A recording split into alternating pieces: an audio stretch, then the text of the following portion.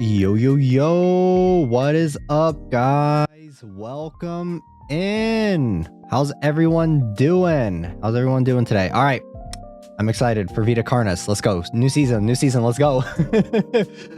Before we get started, though, as always, let's go ahead and do roll call. Welcome in Leah, welcome in S, welcome in Tykester, welcome in Apodic, and welcome in Sparker. Welcome in, guys. Welcome. Thank you to everyone watching this VOD. Thank you. I'm actually going to announce what we're going to be doing in the next stream. I was kind of undecided up until just recently. I am going to be playing Dream Core, which is another backrooms liminal spacey type game that looks pretty interesting.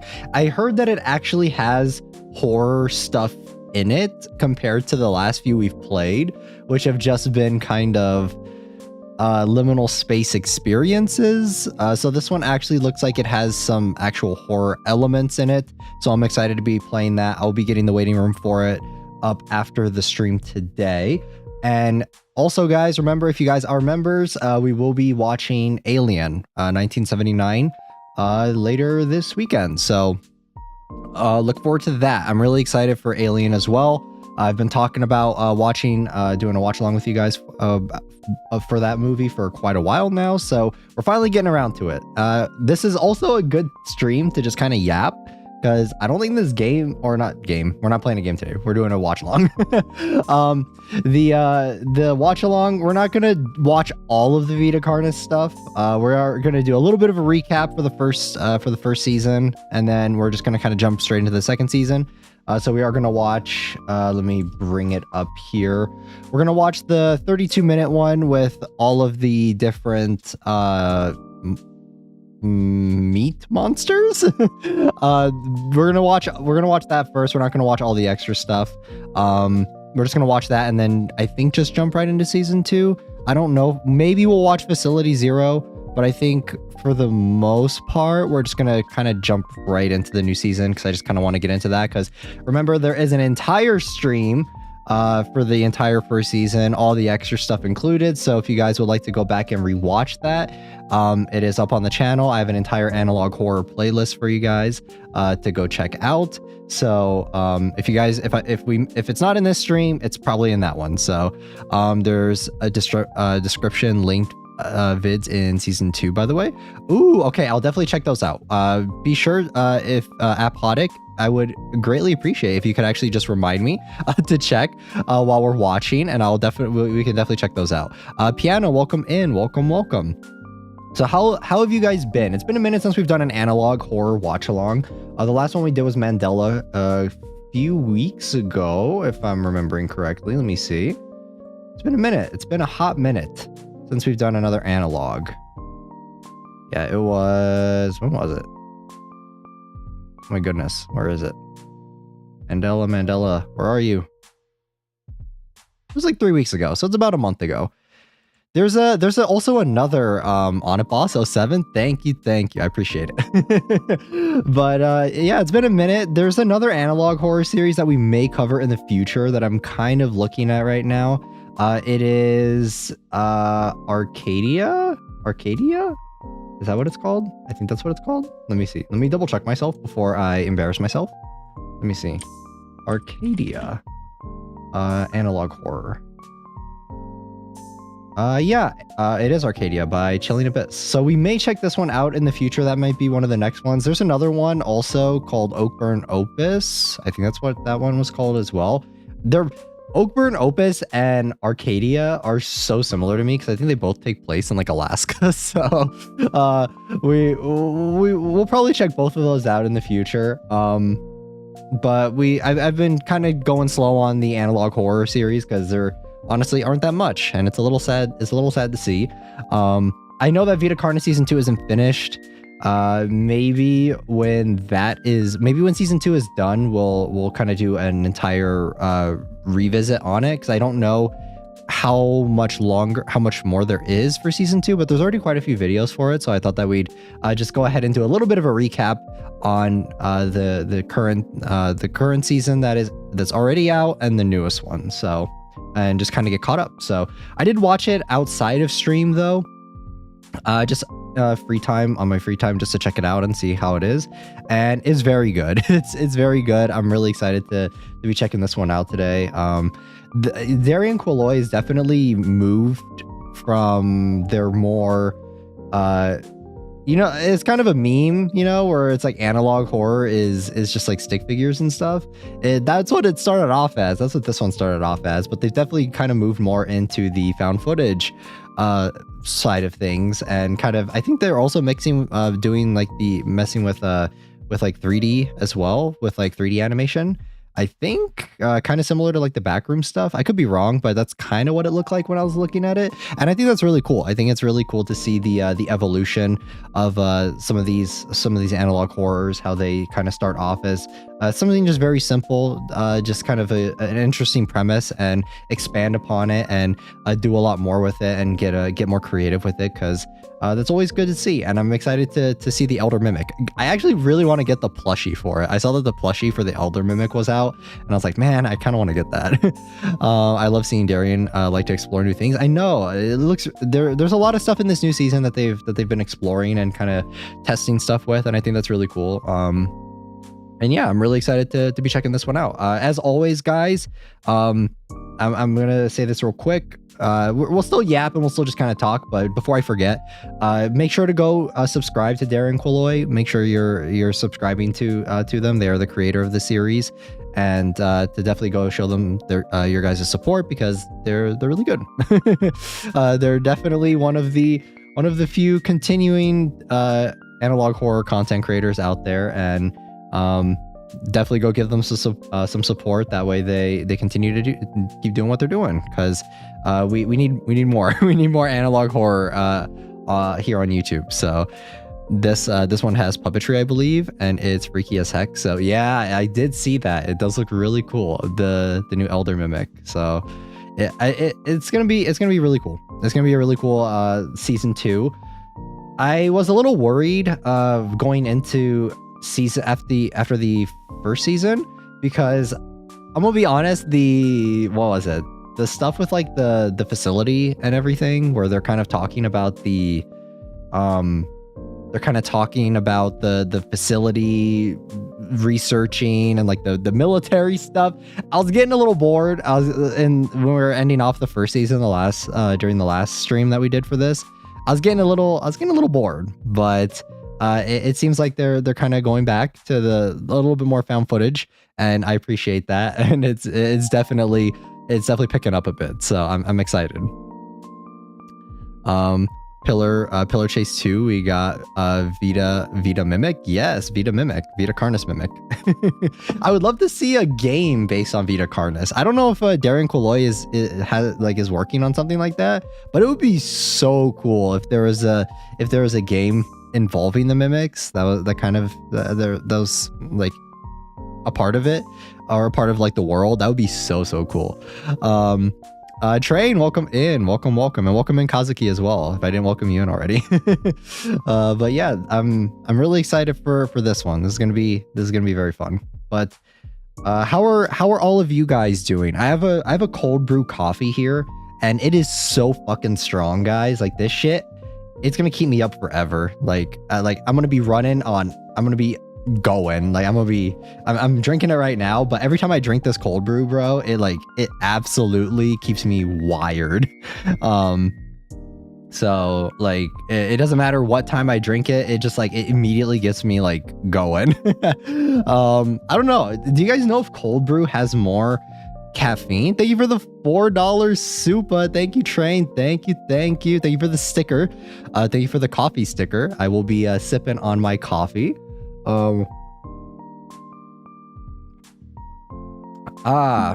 That's it's a little bitter though, not gonna lie.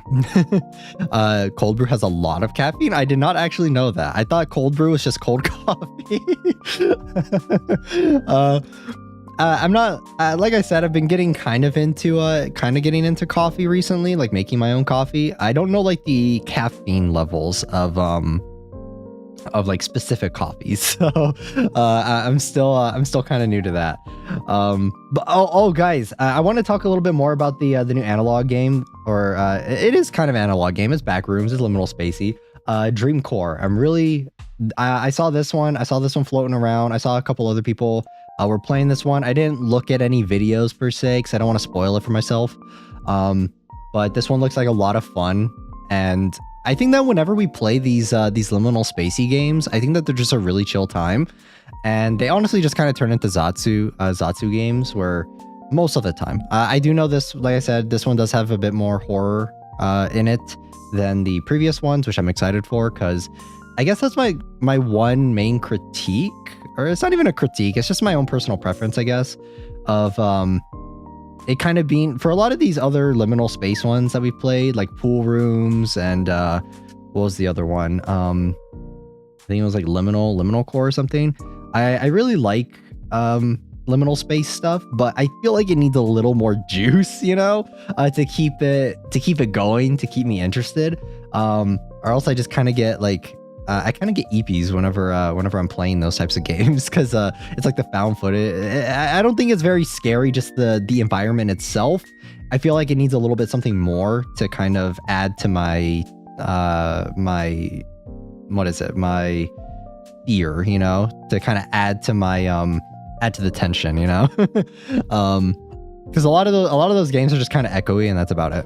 I like coffee, but because of my ADHD, my body just turns caffeine into sleepy. Oh, I see. For me, usually caffeine keeps me very wired. Though I will say, the more I drink coffee, I've been trying to cut down on energy drinks. I feel like I was drinking a lot. I was drinking a lot of energy drinks, and I know they're really bad for you. So I've been trying to cut down on them and just kind of explore different methods of coffee and getting more caffeine injected into me through through coffee. So that's why I've been trying like cold brews. I've been trying espressos and that sort of stuff. Double shot espresso though is a little scary, guys. But welcome in Leoman, and welcome in Silver. Welcome in, guys. Welcome. But yeah, I will say that I made a ice caramel macchiato. I tweeted about it a little while ago, and I did double shot espresso, and that shit was yikes. Like, it's a little scary. It gets I feel like my heart starts beating so fast that it's like it gets to a point to where it's a little scary. I need to go like run laps or go do laps or something. Captain America was way better than I thought, and yes, I did pay attention to the Keith gap. I'm glad you enjoyed Captain America. I'm glad you enjoyed it. I don't know when I'm gonna watch it. I'll probably just wait for it to come out on digital. I don't know. I don't really feel like paying going to the movie theater just to go see a movie that I'm like kind of interested in. I am interested in the Thunderbolts though. I will say Thunderbolts looks way more interesting than Captain America does, which is pretty interesting. Hey, Yukimaru, Pillar Chase 2 has mimics Vita Mimic on Roblox. I'm sorry, Kazuki, I know absolutely nothing about Roblox. I know absolutely nothing about it. But that's a lot of espresso. When I worked close to the Starbucks in a store I was working at, my friend told me horror stories about the amount of espresso people ask for. Yeah, like I know some people really like extra espresso, and it's like, I wonder if it's like you just get numb to the caffeine, so you just keep adding more, you know? You just keep adding more and more espresso just to try and get like more caffeine in it. Because I do know for normal coffee, it used to like keep me up. Like it used to wake me up and like get me going.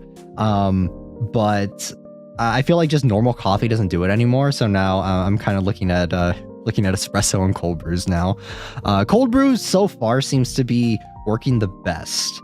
So might check out The Monkey this week. Oh yeah, that's right.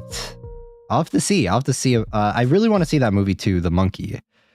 Maybe if I really like the movie, then I think I will check out the book as well, because it's a short story by Stephen King. So if I really like it, then I'll definitely check out the book, because if I really like a movie, it's kind of the opposite for me, guys. I feel like a lot of people will say like, well, I already read the book, all right? So I already read the book. and the movie was an okay adaptation of the book, right? For me, that's never how it's been. That's never how it's been for me. I've always preferred, like usually for me, I always watch a movie and then I really like it, and then I go read the book, and then usually it's like the few times where I have read the book first for something, I feel like I've always liked the book more. So I kind of like how I watch a movie first, get an idea of the movie, and then go and read the book, because then it's like two different things, and I'm not always comparing it. But welcome in Kim, and welcome in Baxter. Welcome. I'll take my space at the Duns chair now.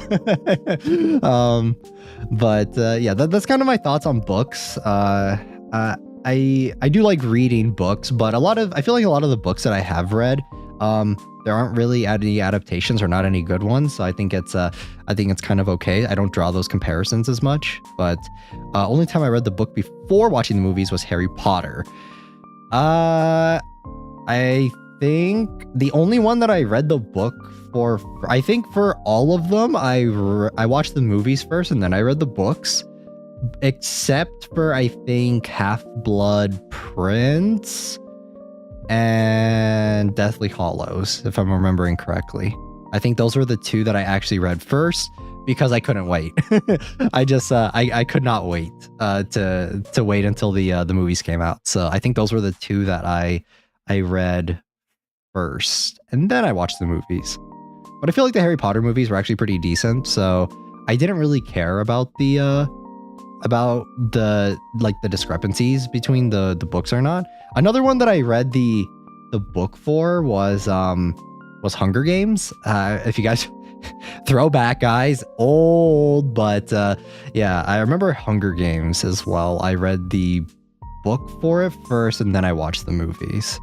So, and then they split up Deathly Hallows into two movies. Yeah, and then they started I think Harry Potter was the one that started that trend, right? Because then there's Twilight, Breaking Dawn Part 1 and Part 2, and Dune Part 1, Part 2. I just remember a bunch of book adaptations started doing the two movie thing, which is pretty interesting.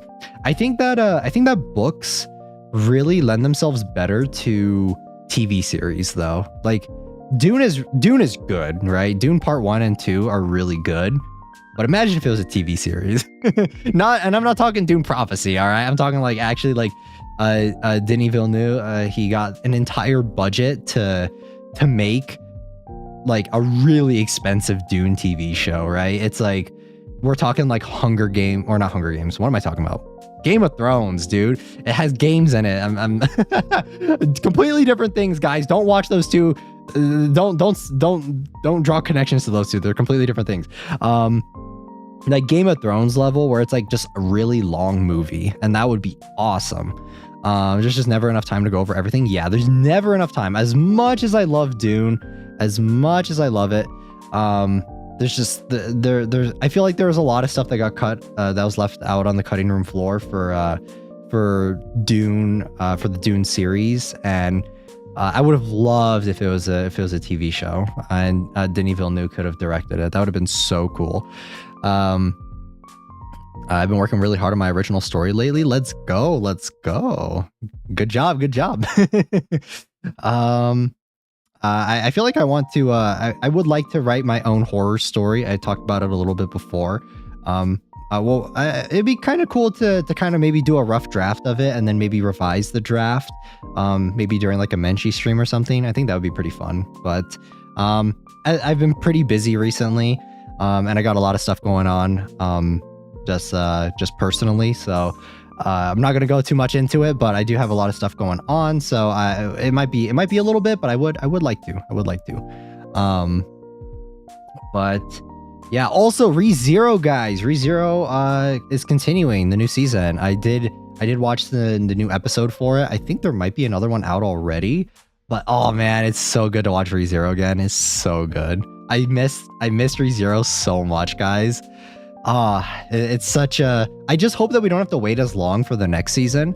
For arc 6, I think that's the next arc. I really don't want it to be, because it was like 4 years since because it was during COVID that season 2 came out for ReZero. It's been a minute. It's been a hot minute. So ReZero takes a while, but every time it comes back, it's always such a treat.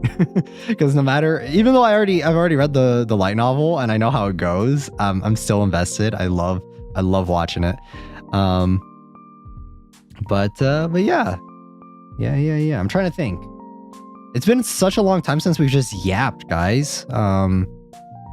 We've been like, it's been a hot minute since we just talked about stuff. I'm trying to think if there's anything else that I've been doing. I feel like I have been doing a lot. I just haven't been taking my notes recently to like talk about it with you guys. Recently I've been looking at Marvel Rivals. I might pick it up. I might try Marvel Rivals, not on stream, just personally. But yeah, I think I will be checking out Marvel Rivals pretty soon. I saw that they added Mr. Fantastic and Sue Storm into it. So I'm actually really excited for the Fantastic Four movie. I didn't talk about this with you guys either, but I really like the trailer for the new Fantastic Four. I'm praying that it gets Marvel back on track. The new Fantastic Four movie looks really good. I've been waiting for this movie to come out ever since Disney bought Fox. So I really love Fantastic Four. The comics anyway. I have some nostalgia for that the original film with Jessica Alba as Sue Storm, but for those two films, but I wouldn't say they're not very good. So I'm really hoping that the new one's good. This weekend will be fun with the mid-season Marvel Rivals update. Yeah, I'm pretty interested. I'm pretty interested in Marvel Rivals. I think it looks fun. I know that it's like Overwatch, and I used to play Overwatch a while ago, like a long time ago. I think I picked it up a little bit again when the second game came out, and I think I tried it for a little bit, but I didn't do it too much, but I didn't play it too much. But for the second Overwatch, I just kind of dropped it. But I was gonna play Marvel Rivals, then I found out this morning that the company fired its North America office in Seattle. Oh my gosh, I didn't even know that. That was ages ago, Sensei. We're getting Human Torch and the Thing like tomorrow. Oh man, there's so much coming out. Yeah, I'll probably check it out. I'll probably play it. It looks cool. It looks fun. I feel like Marvel Rivals high key though is like carrying the franchise on their back right now, because the movies aren't that great. The movies haven't been that good recently. So but yeah, I like the art style for it. I think the art style is pretty unique and interesting. But oh my god, can we talk about the dude playing Human Torch in the new Fantastic Four film though? I'm gonna be honest, guys. He's what's his name? It's the dude from Stranger Things guy. You guys know my opinion. Actually, you guys maybe don't know my opinions on Stranger Things. I didn't really talk too much about it. Did you see that Overwatch is bringing back loot boxes? I did not. Joseph Quinn, yes. I think out of everyone, I don't know. I don't think he's a bad actor or anything, but I don't really see him as like Johnny Storm. I don't know. At least from how he's portrayed pretty much every character so far. He was in another movie too, I think. I just feel like he plays the same character that everything he's in. He was in the new Quiet Place movie too. I did not watch that one either, so I cannot comment on the new Quiet Place. But I don't know. I feel like there could have been another option, maybe. I don't know. I feel like he's popular and a lot of people like him, and that's why he was chosen. I could be wrong. I could go in and see it and be like, oh my god, he is the Johnny Storm, guys, but I don't know. I just don't see it. As someone who reads the comics anyway. Same thing with Pedro Pascal.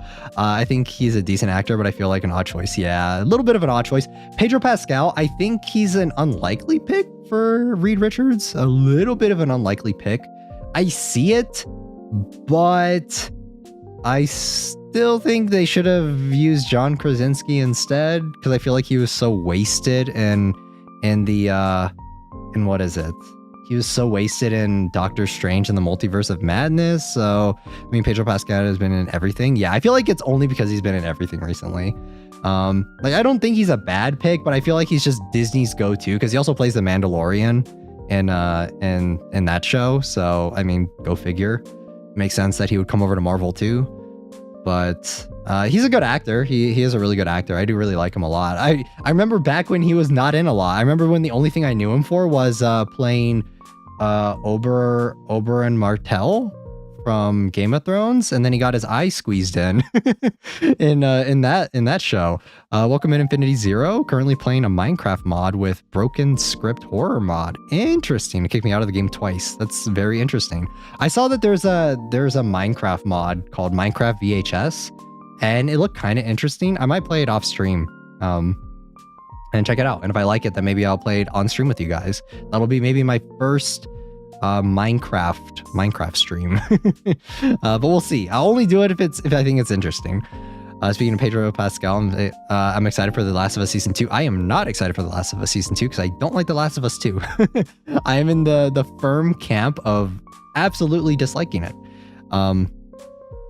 Overwatch is a game. I thought it was something we found on the... Oh, I see. Okay. I see what you're doing, Baxter. Yeah,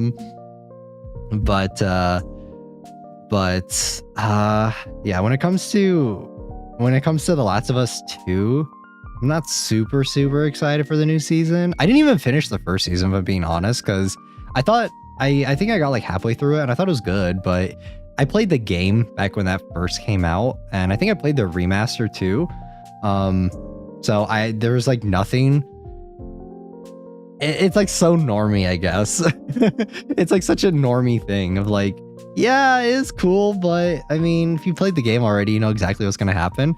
And since I did play The Last of Us 2, I already know what's gonna happen, and I'm not really looking forward to that. Then there was a remaster. Yes, there was a remaster of a remaster. I didn't play the remaster of the remaster, but I did play the remaster.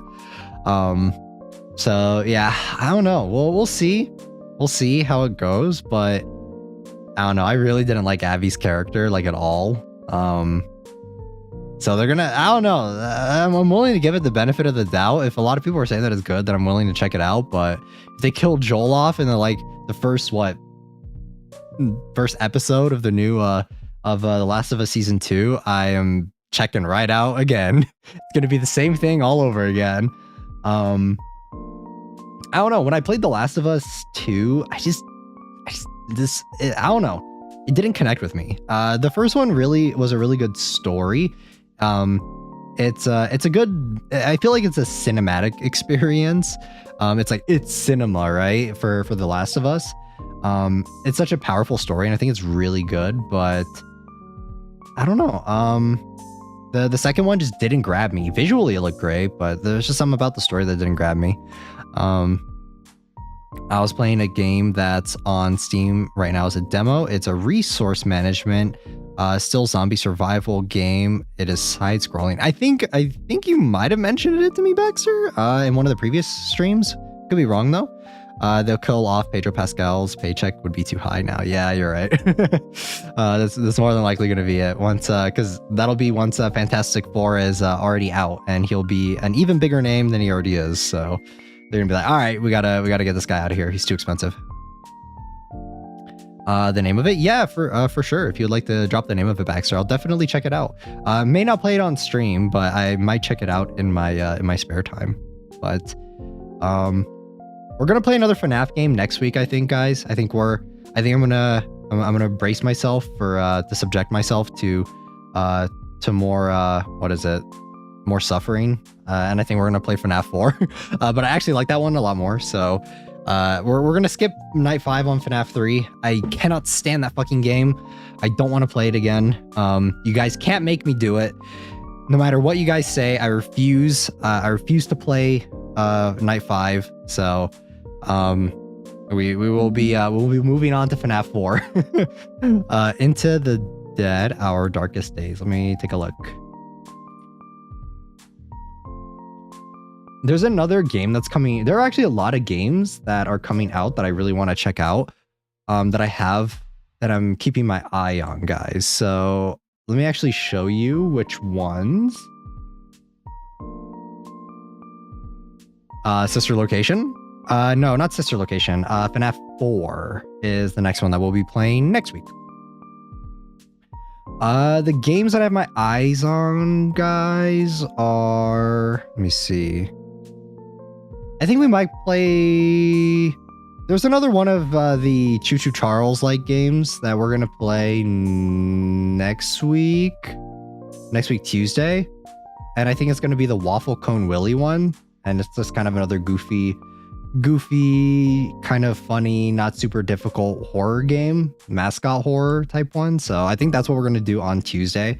So if you guys kind of want to tease for next week. But some of the games that I have my eye on right now is Subliminal.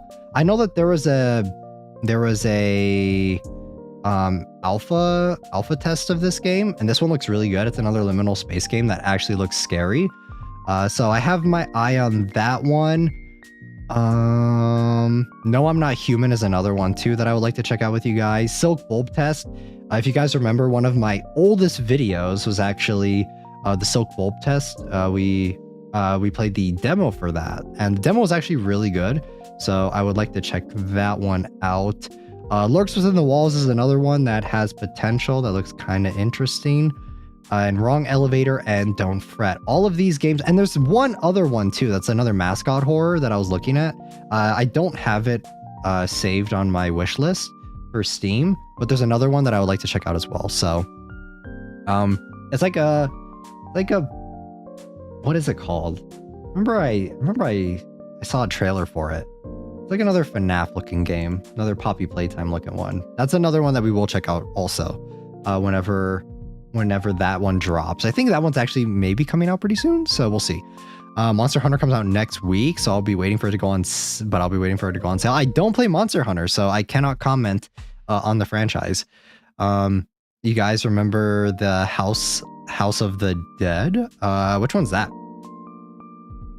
Speaking of FNAF, listen to any songs yet besides the Living Tombstone one, is what Train said. I did not actually. I'm gonna be honest, I don't really listen to the FNAF songs. I just mainly listen to I listen to those old Living Tombstones ones for the nostalgia of them, but I don't really listen to like many FNAF fan songs often. But I want to play Monster Hunter so bad. A lot of people are looking forward to it. I hope it's good for you guys, all of you Monster Hunter fans out there. Like I said though, not really into the franchise. I'm not really huge into I don't want to say RPGs because that's not entirely true. I do like a lot of RPGs, but it's I don't know. I like the monster designs for them, like the actual dragon designs and stuff. I think they look pretty cool, but I just never got into it. There's some banger FNAF songs, I will say. I do not doubt you. House of the Dead was such a great game. I think let me see which one you guys are talking about. House of the Dead.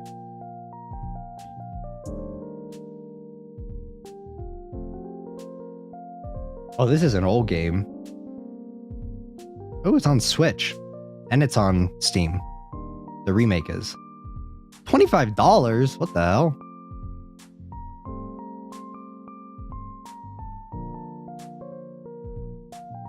It's a good game series. Monster Hunter is fun. I have a backlog of games at the moment. I really want to finish Lies of P and Final Fantasy VII Rebirth.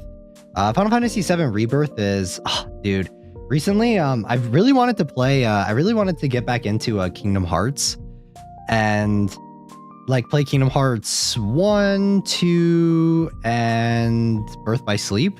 I think those are my favorite ones. And I think, 3,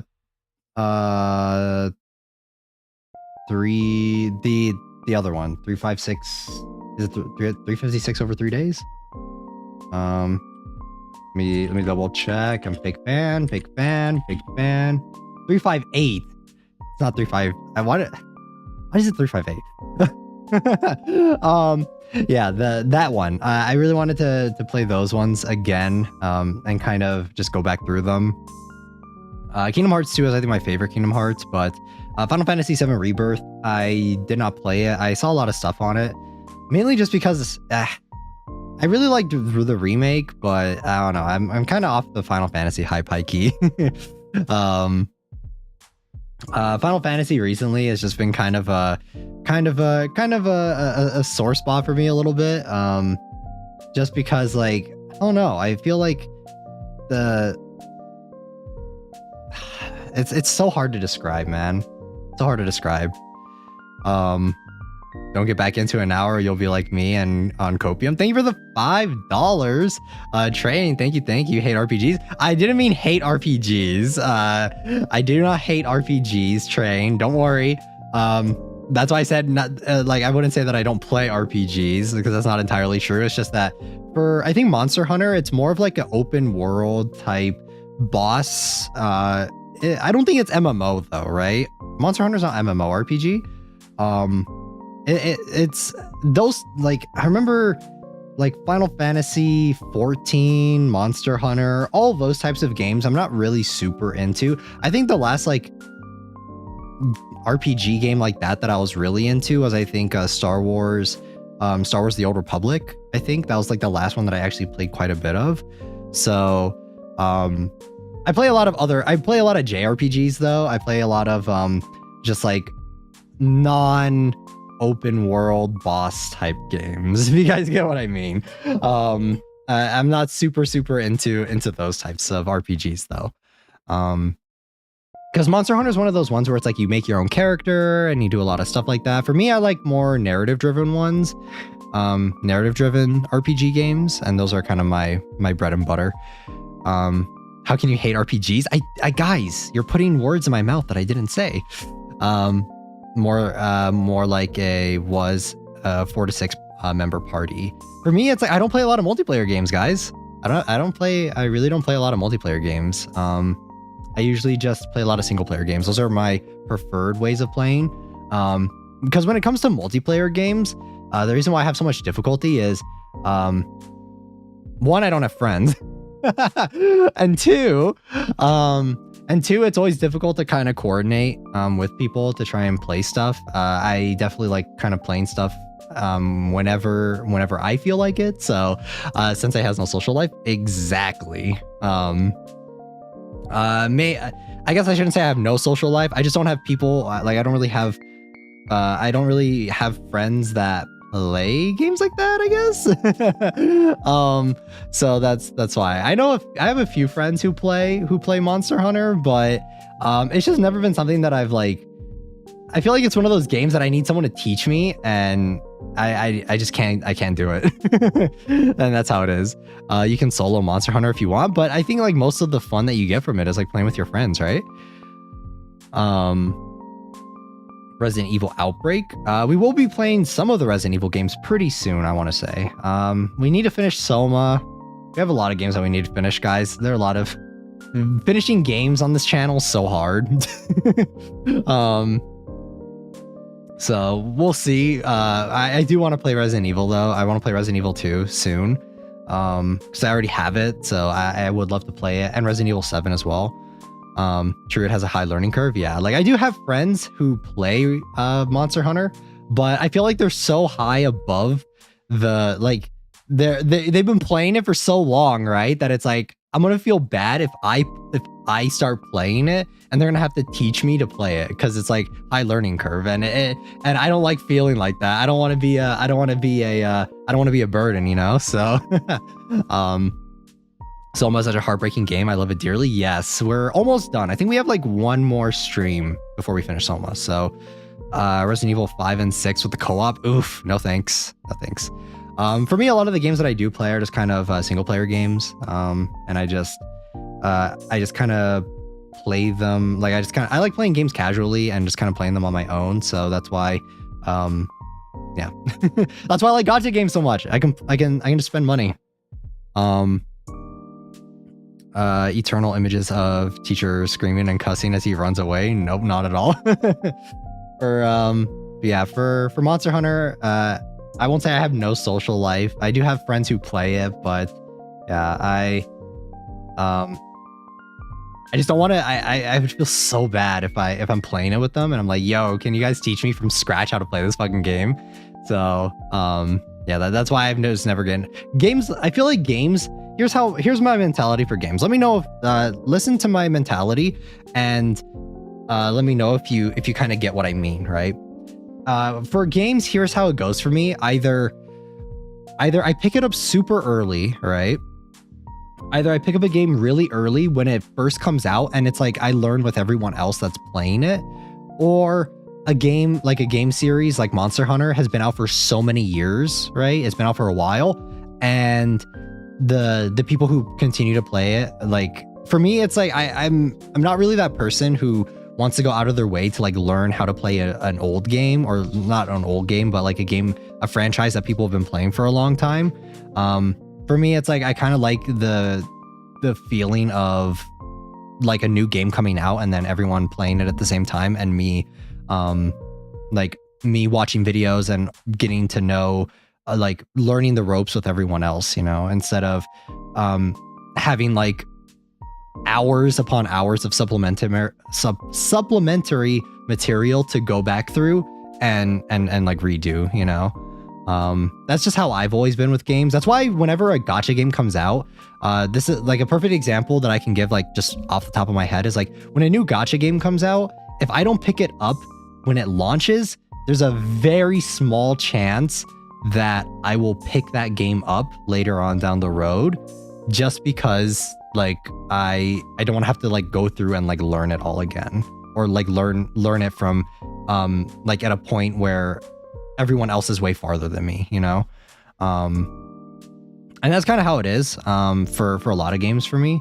I think that there are a few exceptions. I think Nikkei I started much later. It was like over a year after it came out.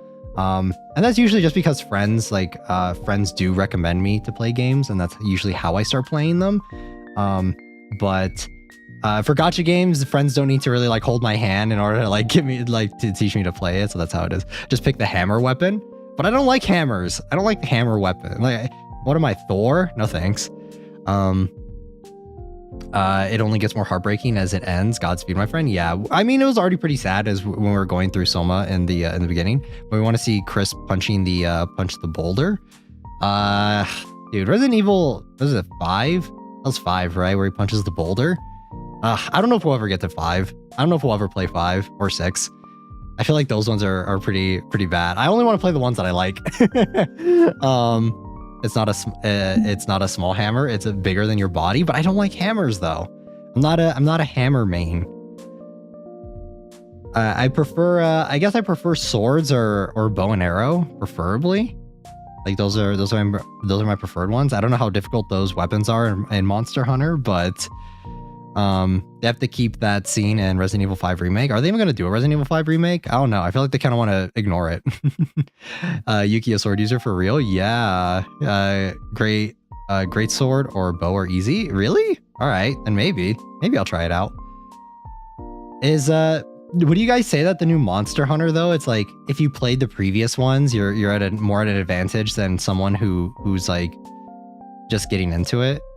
Because I know that the new one is coming out, but I'm assuming that a lot of the systems are staying the same.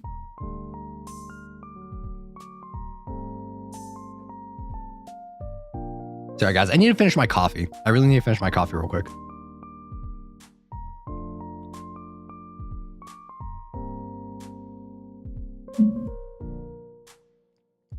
Well, bow's easy if you know how to aim.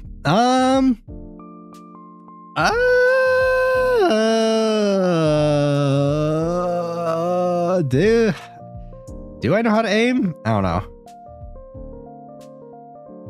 I'm like 50-50. I would say when it comes to my aim, it's like 50-50. I guess it depends. I wouldn't say I'm that great at aiming, but that's true for most games. But Monster Hunter isn't competitive or anything. I see.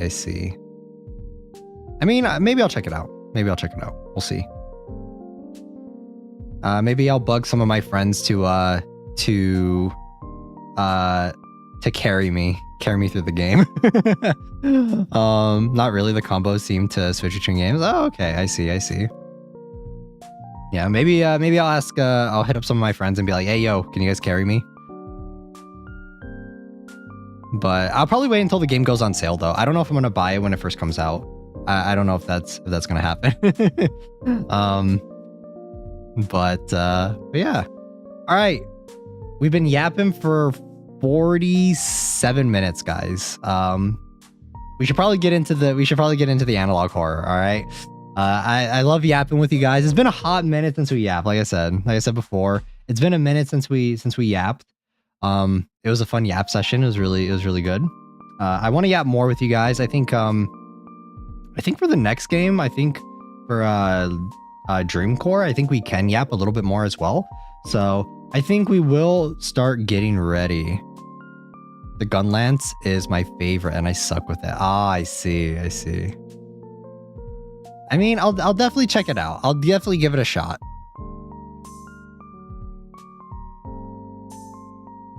Should I talk more about horror games or sussy horror games? I mean, up to you. I guess it doesn't really matter. Which ones? Baxter, though, I will check out that Dead by Daylight visual novel game, though. I will check that out. I do wanna see that. Sorry, guys. All right, we're gonna start watching. It's been a good yap session, though, guys. We'll yap more in the next stream, for sure. If you guys remember, guys, I love it when you guys give me questions.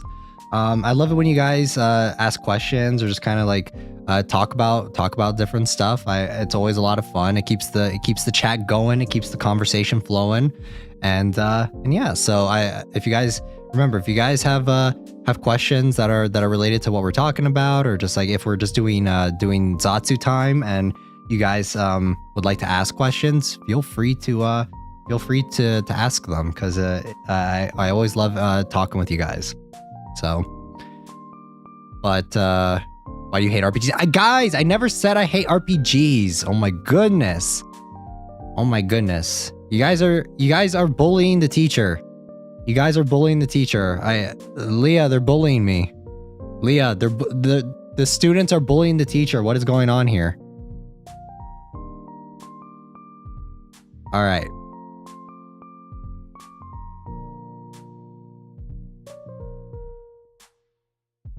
I'm gonna move over here. Let me close this. Okay. Leah Van's all of chat. You guys are bullying me. That's not nice. Come on. Student uprising? That's not how it works. What the fuck? What are you guys doing? All right. But welcome in, Den. Welcome. This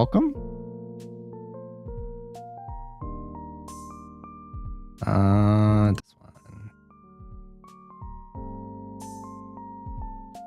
No, not the monster hunter hammer. All right. This. Okay. Then there we go.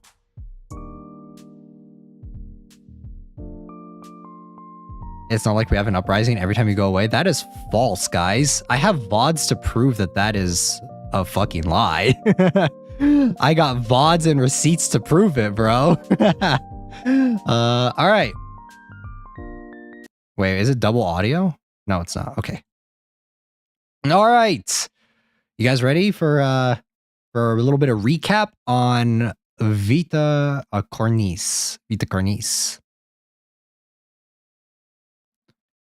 Big Monster Hunter bonk, right?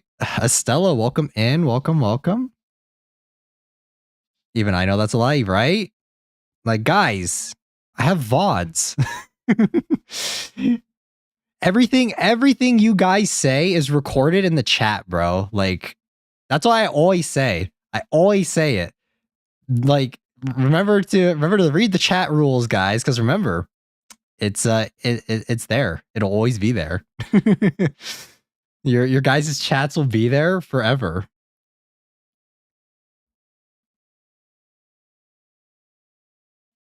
The students have never misbehaved ever in their lives, I promise. Also a lie. Oh no, we've been exposed? Quick, someone hacked the system. It's there, guys. It's there. I have VODs. On top of that, look, not only do I have VODs, even if you guys try to delete your messages, it's right there. It's in the top right there. You see it? It's right there. Right there. I can't point at it, but yeah. Even if you guys try and delete it, it's right there. I'll come back in 5 years to read the chat. All right. Let me try and finish my coffee before we get started.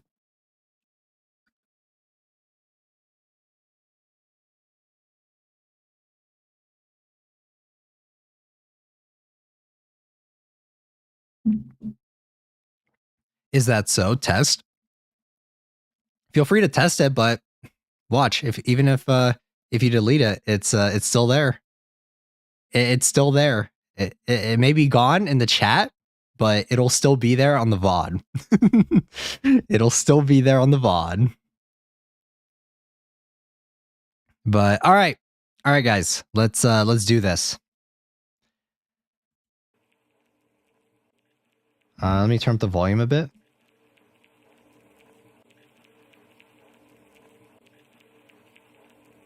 Classified material.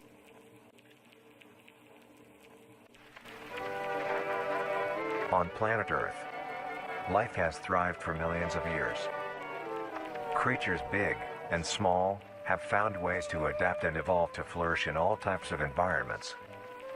From barren wastes to lush forests, life can be found.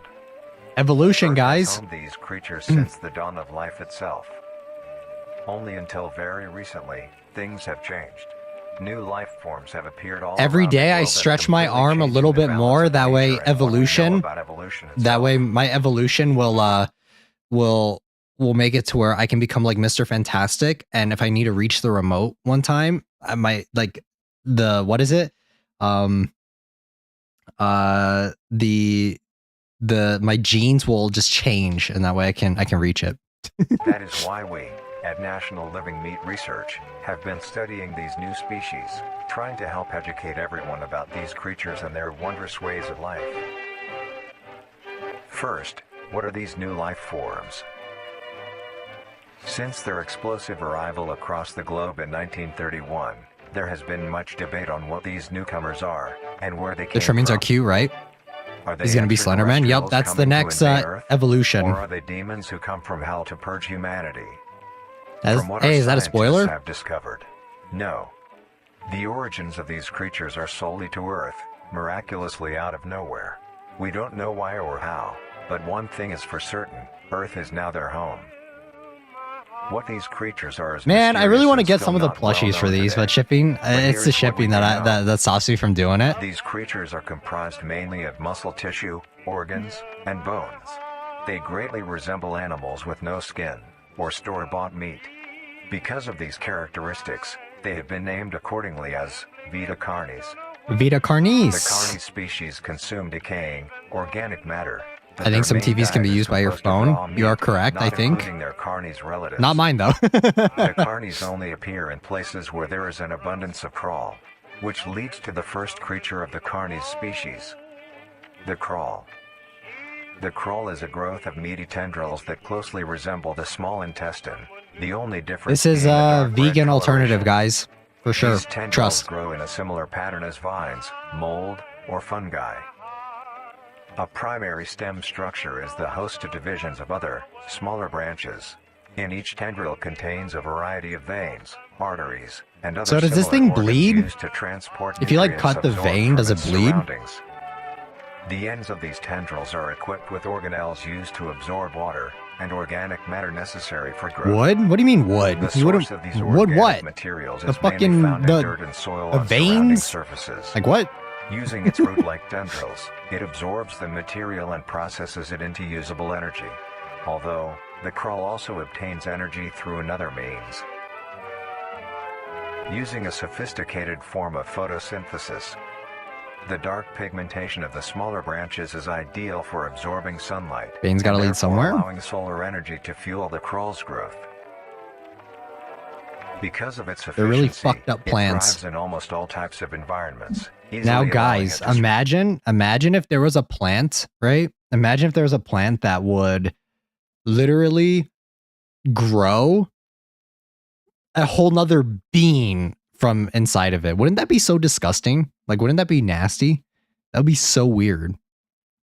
Take like what is it? The like carnivorous plants and make it to where it like grows the Pokemon Carnivine or something. I think that's what it's called. Imagine if it grew one of those. We would be fucked. We'd be so cooked. Spread across the world and can be found pretty much anywhere. We've already watched this, so that a lot of this is just recap for us. Has caused many major changes in nature's balance. One may assume that the Krull's presence may outcompete any other competitors, but due to its unique life cycle, where old branches fall off and decay into nutrient-rich compost, all forms of life seemingly flourish. In that case, instead. wood? What do you mean? What are you talking about, wood? Wood what? Nourishment to all animals, from plants feeding on the decayed Krull, herbivores thriving on increased plant population, and carnivores feeding on both the abundant prey, and are able to eat the Krull as well. The presence of all these animals leave behind waste, which will be broken down and consumed by the Krull, and the cycle It's the circle of life, guys. This form of symbiosis leads to an environment where all populations thrive. It's exactly what Mufasa was talking about. Krull to our advantage. Because of the supernatural Victory Bell is a better carnivore plant. Victory Bell is, but Carnivine looks scarier to me because it has like a freaky smile. Which greatly increases Would you know like the plant? You guys are so dumb. May also be used as a food source for humans, and reliably so. But due to its unkindly appearance and taste, it has yet to reach cuisine standards. The Krull also plays a very important role in the next creatures that we have been studying. Sometimes, in a Krull-populated environment, a node of meat may develop on one of the branches. It looks like a wart. This node will fall off and grow into a functioning organism, and go to live on as an independent animal. This leads us to the upcoming species that we will be discussing. Yeah, let's go. The first of these creatures are the trimmings. The trimmings. Trimmings are small animals that resemble skinned raccoons. I don't know. I feel like these things aren't that cute. Body, Just saying. head, small eyes, nose and ear holes, and an agape mouth. They are also equipped. They look a with little diversity of freaky. limbs. All individual trimmings are unique. Actually, more each than a with little. Different body shape, number of limbs, and other characteristics. He's just a little guy. One thing they all share in common is that they are made mostly of meat tissue and are a maximum of 20 centimeters. You know that Vileplume in length, is based no on... larger than a Yes, I basketball. did actually. I did know that.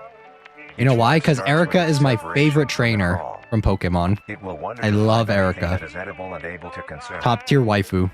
Although it is an omnivore, I'll being never able to pull her hunt card in and forage TCG for Pocket. plant matter, Never. Trimmings are almost entirely scavengers. Their diet consists of rotting plants and meat, including, but not limited to, fruits, vegetables, roots, seeds, insects, and deceased animals. Although its appearance is Ew, unsightly, look at that thing. it is a cowardly creature, only fleeing, screeching, and hiding when Me when I threatened. wake up in the morning, guys. Because of its lack of defensive traits, it lies near the bottom of the food chain, making it easily overpowered and picked off very regularly by predators. Naturally, its population would eventually die out, but this is not the case. The Krull constantly produces a large quantity of trimming nodes, keeping up their numbers. Naturally, I had the trimmings can vision. be found wherever there is abundant Krull. That face you make when your alarm goes off in the morning. At a decent pace, reaching maturity at around 7 months, having a maximum lifespan of 2 to 4 years. Although they are plentiful, humanity has no proper way to implement trimmings into society. Their overabundance has even considered them pests, Damn. due to them digging through trash bins and making excessive noise at night. I mean, if they die, don't they just get decomposed, Besides like all of this, Mufasa some style, people still and keep trimmings as they pets, and relatively they can just domesticate them. get like recycled back into the Nuisance earth? or not, trimmings are a wondrous creature. From their plentiful numbers to their skittish nature, they are truly a thing to behold. Teacher, take a The look. next species on our list When it is flashed the screen, the there was a snake. newspaper. We've already The watched snake. this one before, so we're just doing a little bit of recap right now before we get to Snake the is new a season. worm-like creature, I think we made of already a checked out variety of the types of newspaper meat, stuff. coated in a transparent, They can be skin-like pets, membrane. more like pests. Its size varies during its lifespan, depending on how much it Damn, consumes. dude. When This it one's first actually so separates cool, the from meat snake. crawl, it is only a few centimeters in length. Eventually, it will reach an average length of 5 meters. Although, under extreme conditions, like natural disasters, war, or plague, it can greatly surpass this length. Erica is one of my Snake's ideal diet archetypes. consists entirely of Exactly. dead Train animals gets or it. parts. Traditional A meat Japanese snake tea is incapable ceremony. of consuming a Exactly. healthy, That's living exactly why. The meat snake allocates its food by using a tongue-like organ covered in sensors to touch and feel its environment. The sensors catch particles of decaying meat. Damn, boy, what a tongue do. Damn. This process shares many similarities to regular snakes, hence the meat snake's name. Once it locates the corpse, the meat snake will open its jaw and swallow the entire body Damn, boy, whole. what a mouth do. Once the entire body is consumed, the meat snake's stomach will release a variety of chemicals. Some will break down soft tissue like skin. Retsu Uno Hana for the same reason. Let's go. I just hate snakes in general. Nope, I'm a Nessa fan. Fair. Estella, completely fair. And slowly be implemented into its own structure. Nessa is also a very good choice. Unsatisfactory parts like Too bad skulls, Sword and Shield sucked ass though. pelvises, hair, and fingernails will be excreted. Why you so sus, man? I'm not sus. Speaking of skulls, the meat snake will take the skull from the consumed organism and use it as its I've own. always thought that this Each is meat so snake has cool. its own skull, This is each so metal. corresponding to what that one has consumed. This is so cool. During its lifespan, it will swap or replace these skulls if needed. That is so cool. A meat snake's lifespan depends entirely on how much a meat snake consumes. The longest one has lived for was 28 years. The I mean, meat that's not snake that has no long. I mean, predators and is immune to it's not like disease immortal, due to its right? preserving chemicals. The only significant ways a meat I think it'd be snake can scarier die if is it could through just keep starvation, eating bodies and just burning, keep or complete going destruction for of the meat years snake's and years and membrane years. coating. Interestingly, the meat snake is the only member of the Carnis family that is able to reproduce. When a meat snake reaches an excessive size, and is in the conditions to do so, it will commence mitosis, splitting itself in two. Then the now It's two like an meat snakes will earthworm. go on their separate ways and live on as two distinct organisms. Meat snakes can only be found in moderate temperature climates, not too hot, not too cold. Their population depends entirely on the amount of corpses available. Where there is death, there are meat snakes. Is there that much death though for this thing to be Humanity will just use keep them to our going? Can we advantage. ride one? I mean, sure, but it Snakes are a probably very smells. efficient and clean way of disposing of any meat products. Why is this Preserving dude's fluid limbs so within the meat long? snake's He has body really long disinfects the limbs. carrion, preventing the spread of disease. Humans use meat snakes in butcher shops as a waste bin, dispose roadkill, within war on the battlefield to dispose of festering bodies and parts, and within zoos to dispose of deceased animals. They are extremely tame, not caring of any creature. So this is how they disposed of Harambe. When it is within consuming a meal. I love meat snakes, they're This so means fun. They are very easy to tame. True smellium. Yeah, they look slimy. They look really slimy. Overall, Sabrina meat snakes gave me are a chill. marvelous Sabrina's so creature cool with a though. I very like her. interesting way of sustaining itself. It is an amazing experience. They could to be eating encounter one, leftovers as from long the as you other don't Vita mind the Carnis skills too. smell. Oh yeah, you're right. True. Our next creature is the mimic. Yeah, let's go. The mimic. Look at his The mimic is a smile. bipedal creature Oh, what a with happy uncanny boy. similarities to humanoid anatomy. They greatly resemble humans without skin, with added exaggerated features. These features include extended finger length, longer limbs, bulging, empty eyes, and their most prominent feature, a wide, teeth-filled smile. Haha, Although yeah, it look at that resembles a smile. happy face, this is due to coincidence. Happy and is face. only how their facial What a structure okay, is handsome's a shaped. bit far. I don't know if I'd call him handsome. The maw of the mimic contains much more teeth than humans, and their teeth is comprised almost entirely of incisors, with some canine and premolars in the back. This tooth composition is ideal for biting down onto meat. What a and well-rounded swallowing guy who's chunks totally whole. harmless. Yeah, totally harmless. A mature mimic's diet is comprised entirely of human flesh. Yep, see? Completely harmless. Completely. I love how they pause right here. Because of this, they are found solely around human-populated areas. The mimic's life cycle is made of 3 stages. I mean, If you're in first Russia, stage, you're fine, I a young mimic guess. separates from They're like, the I'm flock. They okay. closely resemble their trimming relatives, but are thin, Ew. sleek, and only have 4 appendages. In this stage, the young mimic will hunt small animals, Why do moving on to larger so and if larger as they grow. Once large enough, it will begin metamorphosis I don't into the get next why stage of life. when it's small it can Once eat fully transformed, it will like resemble the description mentioned in the if it's small it can eat like animals and stuff, right? But once it gets to like normal mimic size, how come it can only eat humans then? Like what? Or is it like if it's hungry enough, it'll eat something else? Because it's like I would say hunting a human isn't the easiest thing in the world, you know, like for them to try and eat a human. So if they're absolutely like starving, can they eat other stuff? That's what I want to know. Because obviously they can do it when they're younger. beginning. Its hunting style changes and becomes much more complicated. It now stalks and feeds only on humans. It will locate human-populated area and begin its search for an easy target. To blend in, it may use objects to conceal itself. These include The skin clothing, job. mannequins, and furniture.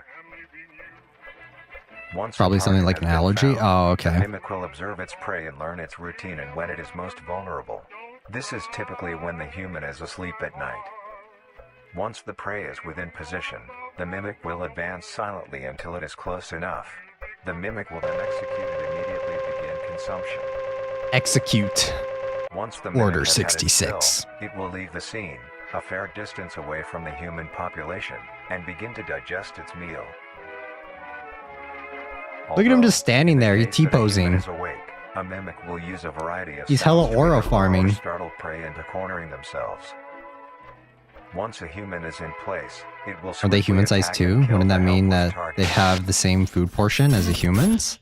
Not necessarily, I guess.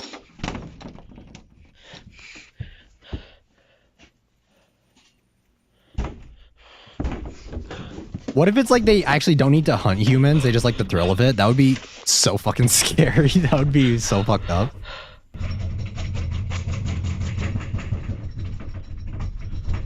FBI, open up.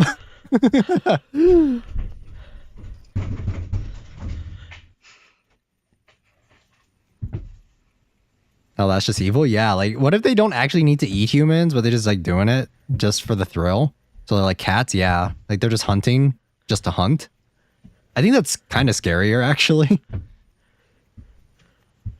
It's just like an animal instinct where it just, like, wants to hunt. Same with, what Train is saying, where it's, like, cats hunt like mice. Not because they need it to eat it, just because they want to.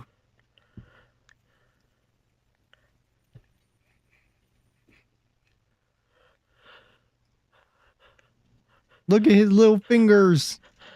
Dude, he got yaoi hands for real.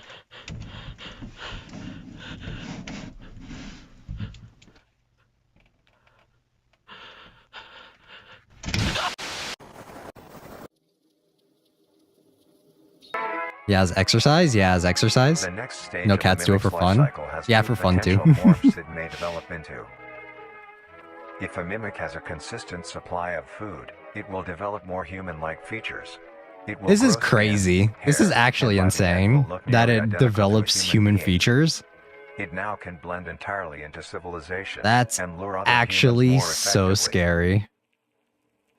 The second type Can it of morph talk happens though? when a Can they mimic talk? receives If they an can talk, overabundance then of we're food. so cooked, It bro. will grow into a larger, more evolved Ah, hunter. yes. Its proportions will Yes. increase in length, and its humanoid features will Foreshadowing, fade away. guys. It grows a thick, We'll see this dark coating later. with flexible Keep this in skin, mind. which is highly durable, and increases in strength the more the elder mimic consumes. This excludes the face, which is now coated in a pale pink skin. The mimic's teeth have also moved deeper into the mimic's throat, leaving its mouth a toothless grin. That's weird. Does that mean the throat like moves to like chew it? It's kind of weird. Its skills have also been heightened. This makes an elder You know what it mimic one turns of the into? most It turns efficient into predators on the like planet. creepy faces that hide in the shadows. Because of the obvious threat this poses on humanity, nations around the world have released instructions on how to be able to fend for yourself in a mimic encounter. Here are the instructions. You're fucked. Those are your instructions. Get cooked, Avoid loser. going out alone if your location is known to have mimics, or there have been mimic sightings. 2. If you encounter a stationary mimic, seemingly unfazed by your presence, quietly leave the location and alert your local authorities. 3. If pursued by a mimic, get yourself into a position where you are able to flee. Mimics will rarely attack if a person has a clear escape route. 4. In the event that you have been cornered by a mimic, roll into the fetal position. Well, we know this doesn't protecting work. your We know neck, this is bullshit. face, and vital organs from attack. Make as much noise as you can to alert any other people. 5. If you have a weapon, do not use it. A mimic is fairly resilient, and any strikes or shots on a mimic is not effective enough to bring it down in time. Instead, use it as a barrier between you and the mimic to block any attacks. Yes, a 6. baseball bat is really gonna In stop a it. situation where a mimic is hunting in the immediate area, and is not aware of your position, hide somewhere low, like under a bed or behind other furniture. We also A know mimic this will is not false too linger because to they like long hiding in search those for places. prey, and will move on. Be safe, and avoid any encounters with a mimic at all costs. Next up, Easier said the than done. harvester. The harvester. How real these instructions The are? harvester I is feel like these large, instructions are just there bulbous to mass with a large keep amount of people, tendrils like, spreading from the base. it's kind of like The misinformation bulb instructions measures because it's around like, 3 meters in are height and 2 any meters of in these diameter. actually going to help you? The tendrils, on the other Like, hand, I feel like can extend none of up to these options are going to 150 help you meters in really. diameter horizontally. The It's like there to give you harvester is a false sense of specialized security form that of you might call that survive. grows in a unique and deadly way. A I feel like we could harvester see is more on the created when a node harvesters. that will grow into a harvester, instead of separating, continues to grow. Eventually, it will grow tendrils of its own. It uses the energy provided by its mother branch and expands its reach further. Its tendrils, hidden just below the surface of the ground. The harvester is equipped with 2 types of specialized tendrils. The first type is bulky and flat. They lie the closest to the surface. These branches are lined on each length of the tendril with spines, extending in the shape of a bear trap. On each side of the Imagine branch, stepping on those that by particular accident. spines have a vein that Ouch. feed into them, that pump 2 types of venom. On one side, the spines can inject a neurotoxin, which will attack the nervous system of whomever it is injected into, It's like a bear trap. causing sudden paralysis. It's like that South Park episode where they go over The law other of side can safety. inject an anticoagulant, which when injected, prevents blood cells from clotting. That is so scary. Whenever I a hate large animal gory moves across stuff. the area Ew. armed with these tendrils, the branches will clamp onto the animal and thrash violently. Once the prey has been injected with both venoms, the tendrils will rest and the prey will immediately collapse. You know what the animal will be lowdown unable is? to move The due to the like paralysis, what you can and do the to wounds survive caused by this the thrashing situation for any of spines will not these? stop Just don't bleeding. go out. All the prey Just can don't do go is lie outside. patiently until A mimic, succumbing if to as blood long as you don't loss. see a mimic outside, they can't follow you home. Once the prey has bled You out, can't the run into a second type harvester of if you're tendrils outside. come in. They lie below the spine equipped ones. These branches are thick, but very sturdy. They share similar anatomy to the small branches of the crawl, equipped Just with become a organelle that full-on absorbs neat, nutrients. guys. Never go outside. These tendrils sense the blood, and move their way to the surface and begin to absorb the vital fluid. Once the blood has been consumed, the tendrils Said to will hide under a wrap blanket around and it the will body go and over begin it. to shuffle downwards. This movement loosens the soil and slowly pull the body underground. Once secure, I love how in the tendrils beginning will they're like, oh continue yeah, to the feed until crawl there is nothing actually but pretty cool. scraps. It The helps nourishment absorbed by the promote tendrils will be sucked life back into the main and bulb growth. of the harvester. But then all these This other bulb catch houses all the 22s vital are organs and the introduced. venom glands that pump into the spines. The nutrients are then That looks like converted a into big usable energy. bloody The egg remains or underground something. decompose, providing a rich soil, causing very prominent plant growth. What if which like then that egg, attracts like more what if that animals. bulb thing is actually like growing something A inside of strange it and then it like behavior the opened up harvester displays as its choice and of it's diet. just The it's spines killing will all only these things activate to larger feed it like animals, nutrients to allowing it? smaller ones to pass That'd be by so unaffected. interesting. The spines will also not activate on some species of bird. There are a couple theories as to why this happens. 1. It could be that attacking smaller animals would cost too much energy for what they get in return, making it not worth the time. Another could be that smaller animals may attract larger animals or predators, allowing a safe place where prey may thrive and lure more predators. It truly is astonishing.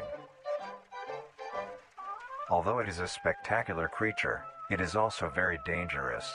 Yeah, no shit. Only No kidding. areas in the northern No hemisphere way! and woodland It's dangerous? No way. Couldn't have If guessed. you are stung by a harvester, there will be no way of helping you, being that there is no cure, and fatality is 100% positive.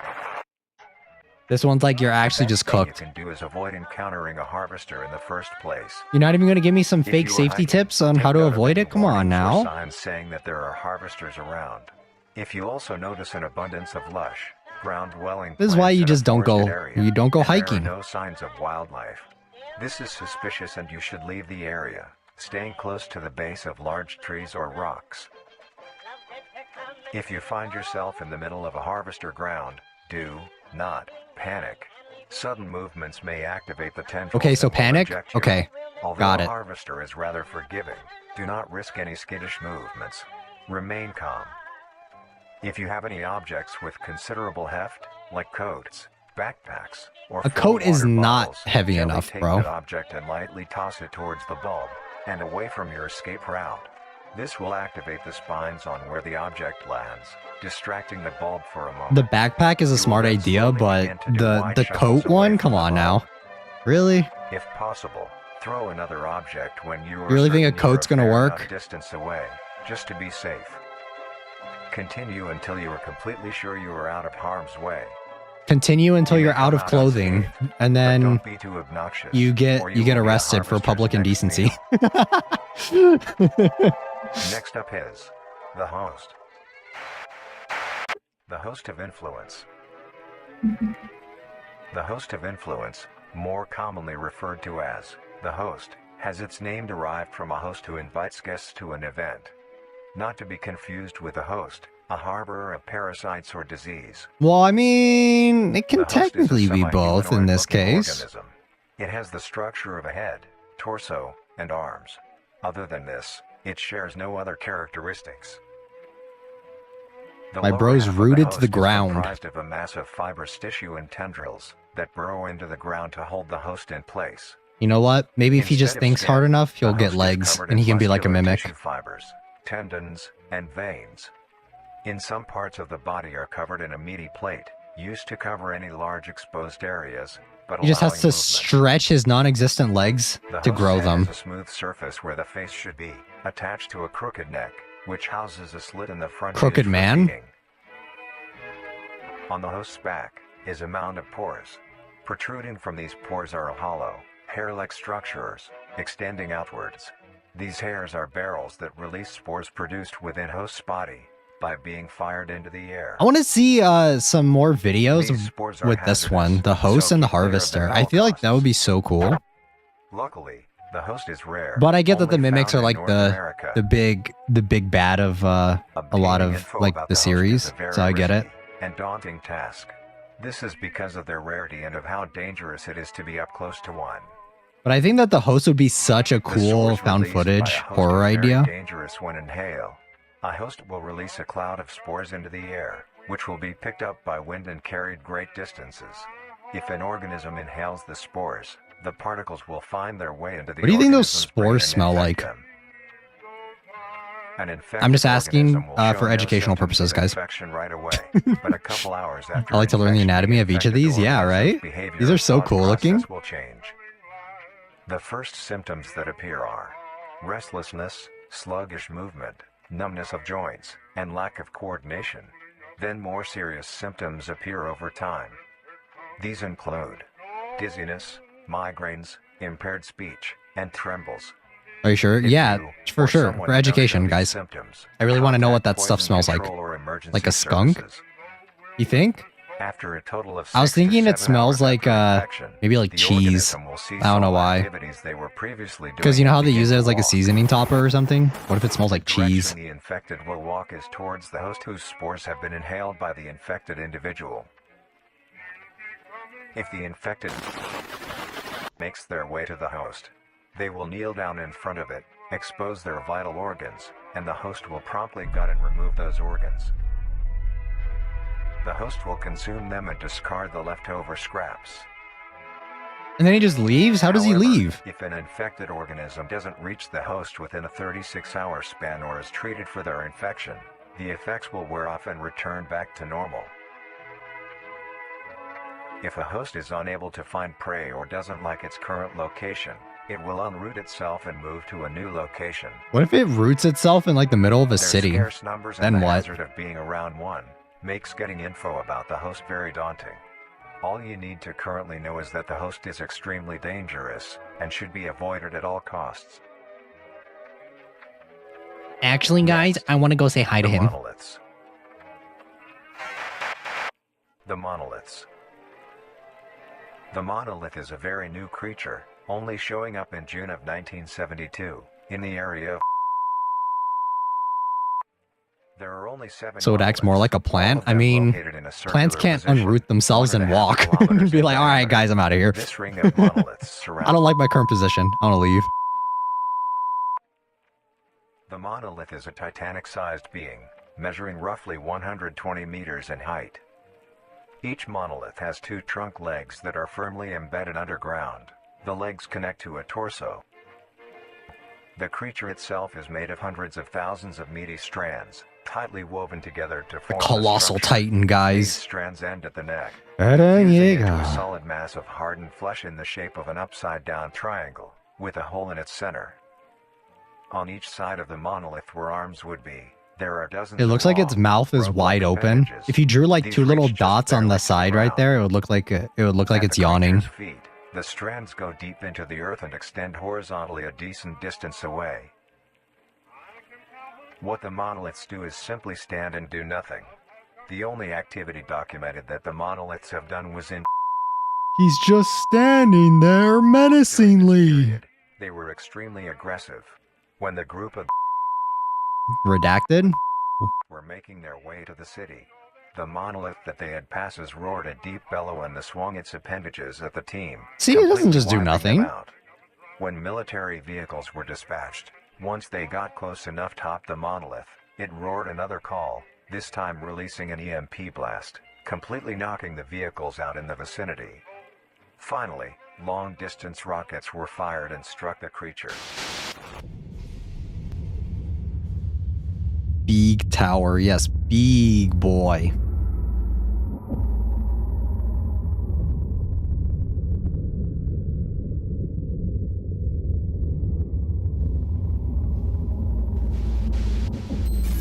Although damaged, it regenerated at great speed and resumed its stance unscathed. I mean, so it can be Eventually, the damaged. area What if we has just been keep fenced shooting off it? and is now restricted to all. Ever since, the monolith stands silently, now only a grand spectacle of awe and mystery, only adding more questions to these meat beings. And finally, the last creature on this list is...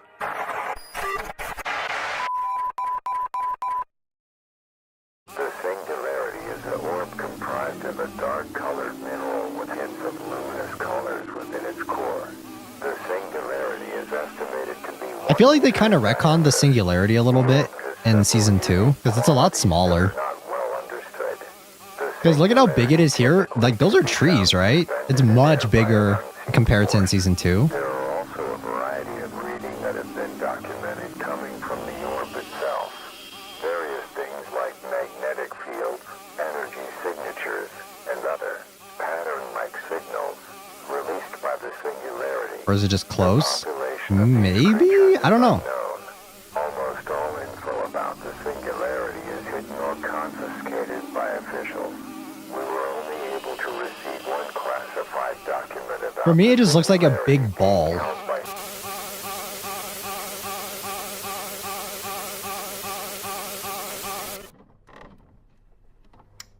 marvelous and majestic world that exists today. Ah, It is yes. extraordinary to have such strange and mysterious beings appear all around us.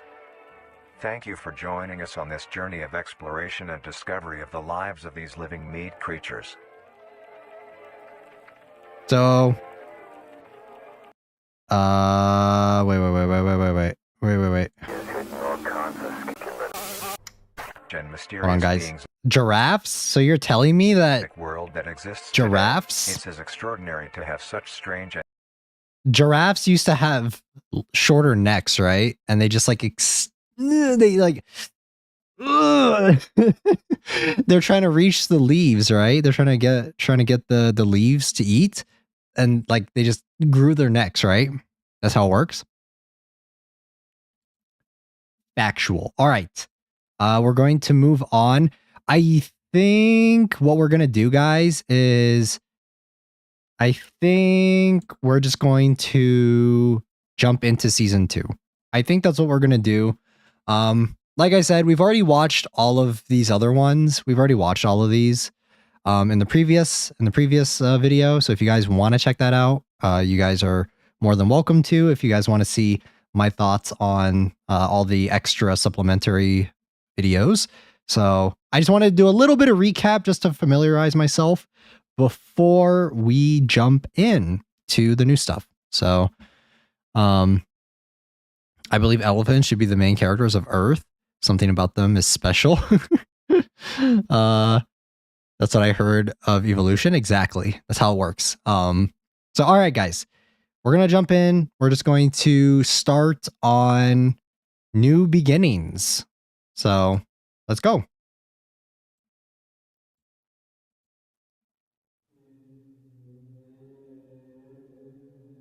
Season 2, baby. Let's go. Flashing lights, gore, violence, death. Viewer discretion is advised.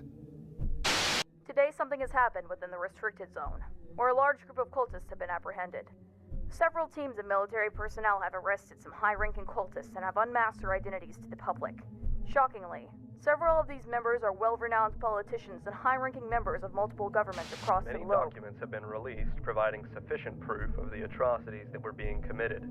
Some of these crimes include murder, kidnapping, torture, ritual sacrifice, and the list goes on. The members are found guilty of deliberately providing false information. They're to big the public fans in of an attempt to cause harm. The new trial company has been found to have very the Vita significant Carnis. ties with cultist activities and has been shut down. All new trial products have been deemed hazardous for Do you think they keep like a little locket of like a mimic, like a picture of a mimic inside, and they open it and they're like, oh yes, I love this mimic. That were hidden away to light.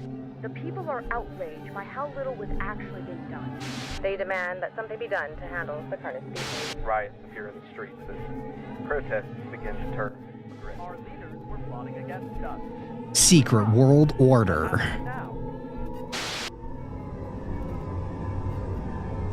See, look at how much smaller the singularity is compared to how we just saw it. It's a lot smaller than I thought. Welcome to Magister's Wonder Show. I am the Magister, and get ready to explore all of the world's wonders. Yay! Today, we are learning about the Circle of Life. Simba. Guys, the Circle of Life. Mufasa. Test report number 4. We still know very little about the nature of the entities. There are 7 singularities in total. Each singularity is roughly 1 meter in diameter. They are made of an unknown material, although it looks and feels very similar to glass. We are unable to sample it in fear of causing potential damage. The material is very dark in color, but has red shimmers of light swirling inside. There are some hints of other colors present, but is mostly dominated by the red. Each entity hovers above the ground in a stationary It looks like one of those glowing plasma balls. They can be moved with relative ease. Our equipment can detect some subtle pulses of energy in rhythmic but random patterns. What is the energy inside of it?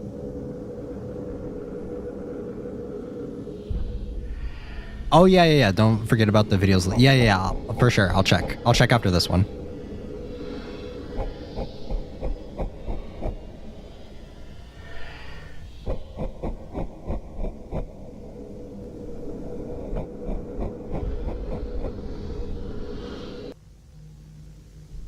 We don't know what they are. We don't know if it is is breathing or communicating. We don't even truly know if they are even organic. This is nothing new, just confirming what we already know. Our first experiments didn't give any interesting leads. The most we got was some interference with electronics, especially when there is more than one kept close together. But the experiment we conducted showed extremely significant results. The experiment played out like this. In test chamber 1, a live cow was released into the chamber with V1 for an extended period. Not the cow, no! They were left together for 24 hours. The test showed minimal results from the entity and an increase in stress from the cow. Next, the body of a cow was put into the chamber with V1 for 24 hours. Man, I feel bad for the cow. Results were extraordinary.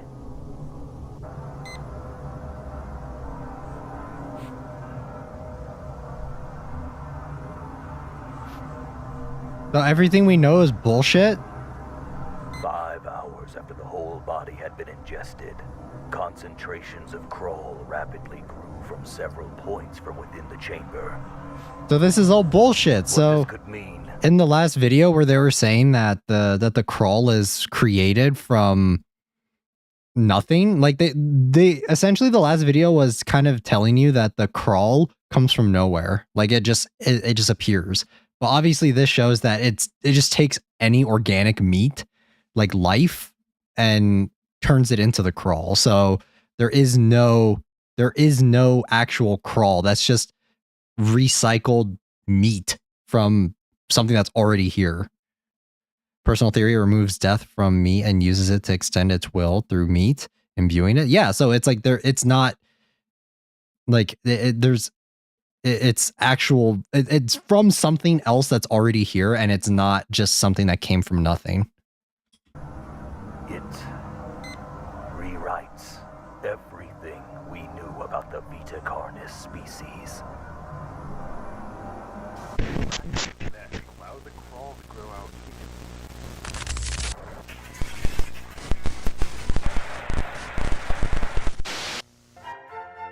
First, a young larva hatches from within its egg. It will roam around and find food to help it grow and grow. Once like the they are meat big snake. enough, they transform into a pupa, and after some more time, they transform into an adult beetle. The adult beetle will go out into the world in search of... Ah, dude, I hate bugs. Seeing that is so nasty. Audio log. Progress report for crawl samples. Cultivation has been successful. So far, we grew them with 3 specific environmental factors. 1 is our control group, 2 with access to additional nutrition sources, does this confirm and that 3 with the exposure to crawl radio signals. is not vegan? Confirmed.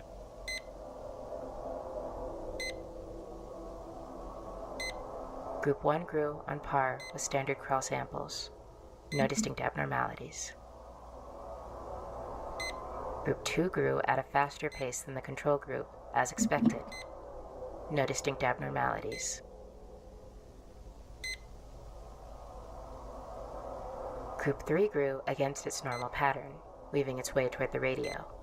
Bugs are, depending on the amount of eyes they have, cute. Bugs will never be cute to me. Change my mind. Again, no distinct abnormalities.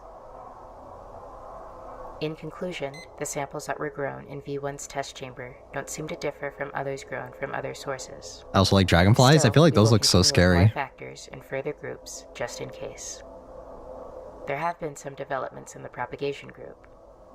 Moths are cute. V1 samples The have only moth I seemingly been like able is to from produce nodules FGO, at a slightly Oberon's quicker rate Blanca. than That's the only wild one I like samples. because it's fake. Control groups show It's that not real. V1 samples begin node development a few days faster. More time will be needed to say for sure. As for the nodes themselves, there aren't any distinct abnormalities. The crawl feeds off radiation? Yeah, We've it does. successfully hatched a dozen Carnish juveniles, several trimmings, 2 meat snakes, and even 1 mimic. We will be sending them to the enclosures after everyone's reports get sent out. Can I pet your dog? Can I go to the zoo and pet your dog? And then is ground into a fine mint and is now ready for the garden.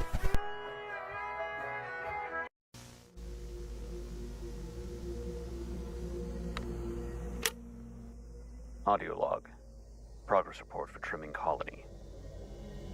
Significant progress in learning the social patterns of a group of trimmings we have been keeping What about the together. rose maple moth? No, I don't care. It's a bug. it's gross. Beginning of the new progress report. They were accepted into the community immediately. No conflict or rejection observed. They did provide the circumstances to document more of their interactions. Trimmings communicate through a series of vocal cues. Colony members meeting. Why are these ones so like squeaks and squeals. weird looking? They also are not afraid to show us when they are upset. It reminds me of physical displays as well. Mudang, For example, the hippo, trimmings do a chewing or chatter motion with their mouths when they are happy. or those meat turtles. Yes. The experiment that we performed was to explore the extent of their communication skills. The test went like this. Mudang. One of the trimmings Mudang mention. Placed in a modified enclosure. A speaker would play 2 separate audio cues. A positive cue would play. Can I pet that dog? Yeah, can I pet that dog? And a negative cue, followed by a small spray of cold water. This is actually We so did several cool. rounds I'll shut up. with both audio cues to condition the trimming's response.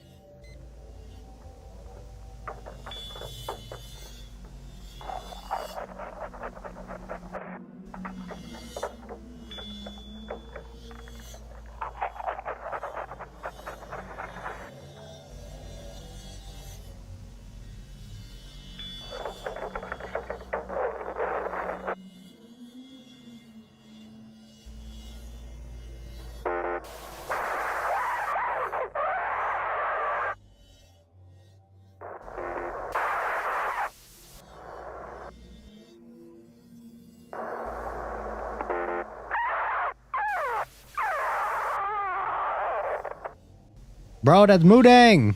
After the test, the trimming was released back to its colony. And after a few hours, we tested how much the trimmings communicated. Another speaker was placed near the colony's enclosure, where we played the same audio cues.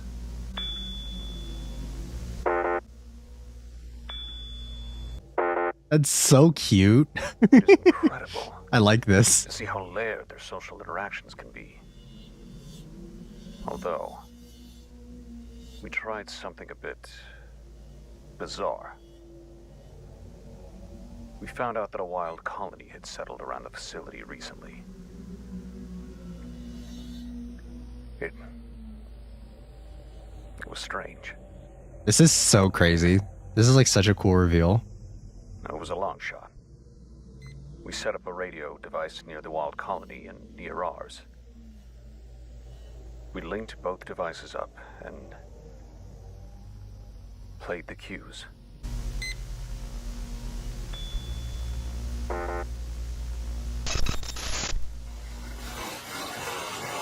There's many dangers That is out there. so cool, There are man. predators Oh, that that's would so love cool. to have beetles for a snack. And unfortunately, They're like a hive not all mind. beetles make it.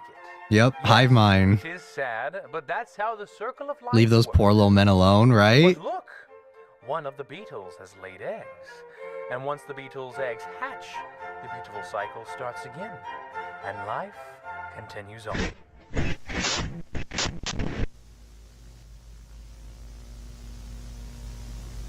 Oh man, that's it. All right, that was so cool, man. Ah, season 2 is so fucking good. Season 2 is so good. I love season 2 of Vita Carnis, bro. It's such a good expansion of what's already there. It's so cool, man. It is so cool. This is the stuff that I think is interesting. I feel like in the last season when we were getting into like the Facility Zero video and stuff, I wasn't uninterested, but it wasn't something that was particularly interesting to me. But when we're like testing and like learning more about the Vita Carnis itself, like the different things that they can do, it's so interesting. It's so cool. And I definitely think that Darian Quilloy is like they're moving more into like the found footage stuff. And I think it's so good. It's like such high production. Like this looks really interesting. Flies scare me more than spiders sometimes. Any type of bug scares me. Oh yeah, you're right. The video description. Let me check. Let me check that.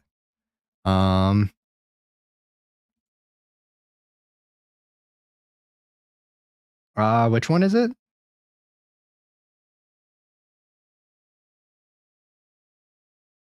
Is it this? Is it this thing? Have you seen Living Monsters yet? Godzilla film. I think yes, I think I have. Okay, that's this. Okay.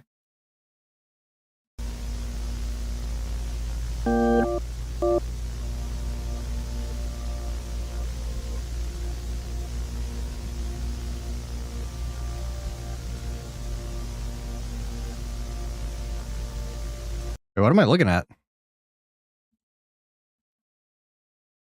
Wait, what is this?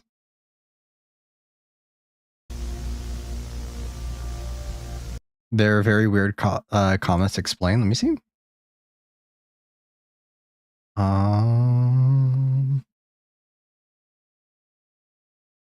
Title is a Caesar cipher. Past regrets reaching out.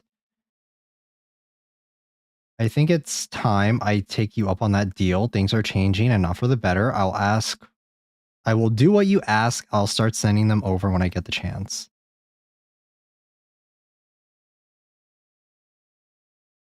Okay. Interesting. I have no idea what that means though. All right, we're gonna move on to the new revealed progress.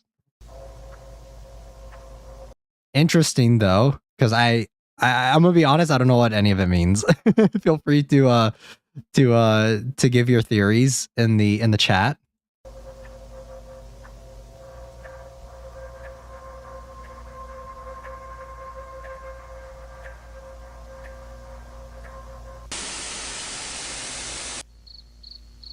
Ew, big bug. Now only the most beautiful, only the most unique specimens will be moving forward. There are An auction for trimmings is crazy. Rivers and streams. You can look for them too.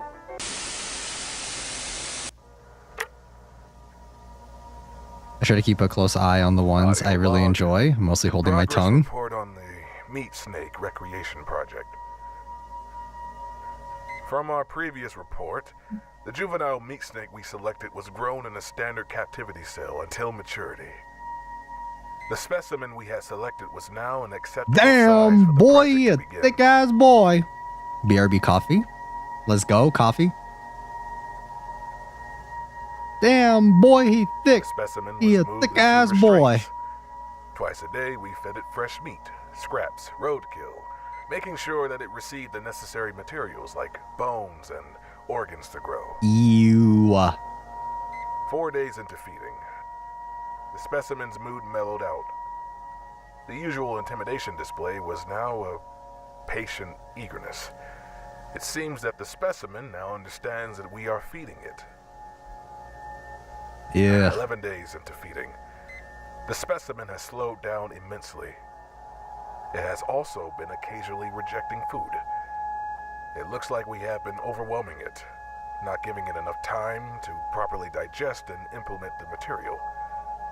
Feeding has been reduced to once a day, but with an increase of portion size. 19 days into feeding, the meat snake has almost shut down entirely. It no longer reacts to external factors. It still accepts food, but with assistance. A makeshift mechanism was made to help the feeding process. Favorable Ew. results have begun to show. Me at the hue of dentist be like. specimen's skin has been turning shades darker. Sampling period seems to be approaching sooner than expected. Day 21. That's kind of sad, right? It's a little sad seeing The that. specimen has reached all the required criteria to begin sampling. We managed to obtain a skin patch intervention. We began with cold resistance. The typical meat snake skin can hold its integrity up to negative 30 degrees Celsius. The specimen Damn. sample survived down to negative 100 degrees, even maintaining flexibility. Next, the heat resistance test. The sample was able to withstand impressive temperatures. We were only able to bring the temp up to 3. Dude, I can make Master Chief armor in this. Yo, this is the future. We used some welding equipment and determined that the sample's limit was capped at around 5,000 degrees Celsius. The experiments are on the trimmings made me so sad. It is pretty sad, but it's for science, guys. Peculiar event with the specimen. Personnel during the routine feeding found Oh the shit. snake had escaped its restraints. He's gone. By performing mitosis. The 2 organisms were simply wandering the lab at the time. The project has been halted for now, and the 2 meat snakes have been moved back into their original enclosure. We are preparing more tests at the start of the new process report. End log. Crazy. Meat snakes are so cool. I want one. You can make your own. They remind me of the mesh will catch I know it's not related at all, but it reminds me of the Shai Hulud from Dune. add more layers with different mesh to catch more. Do you think they can be domesticated? I mean, they're not dangerous. Lovely contestant. Ew, so far, raisin. but there can only be Oh one winner. god. And this year's winner is Patty. Ew. These are ugly, bro. I'm sorry.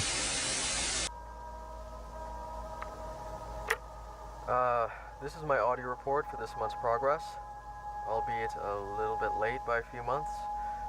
Anyways, it's been a bit slow, but there have been some fascinating findings. Yay, Patty. Guess I'll start with the juveniles.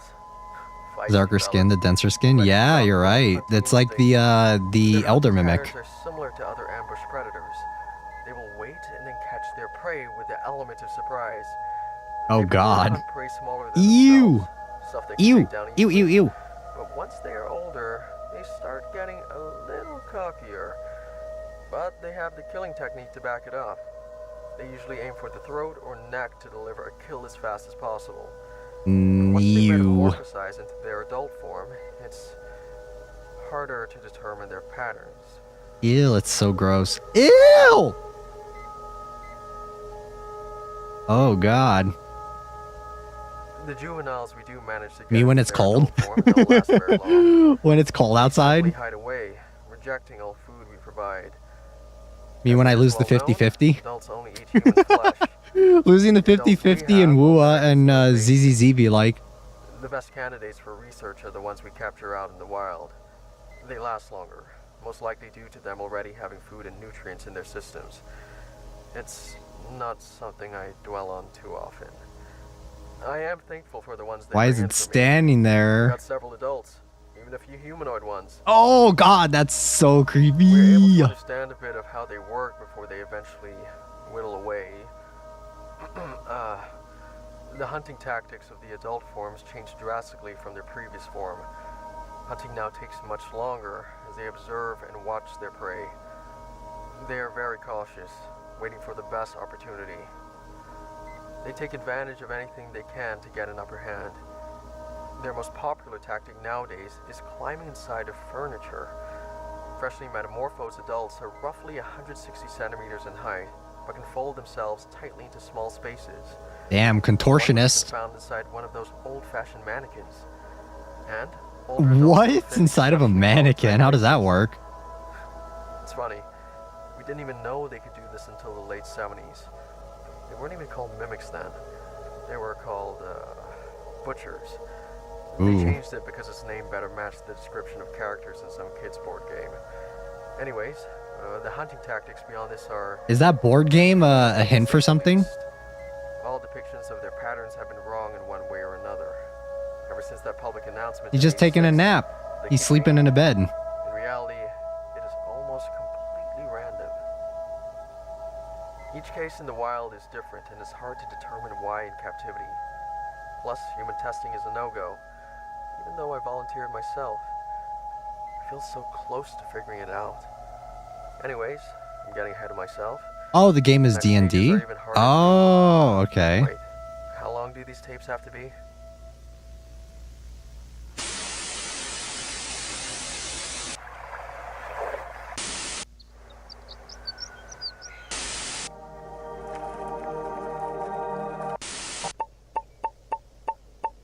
Ew, these bugs are so nasty. I want to squish them. Look, this one would have fallen through our first sift. There are plenty of other fun things you can find as well.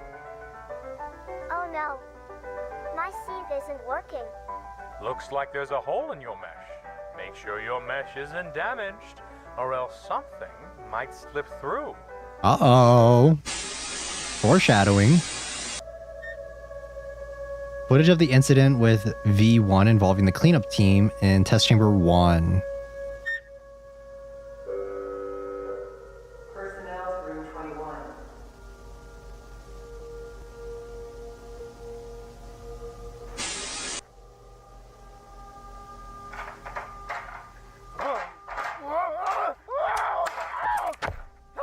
Ow.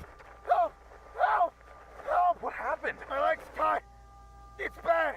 It's bad. I'm bleeding. What do I do? I can't reach. What do I do? Help me down, please.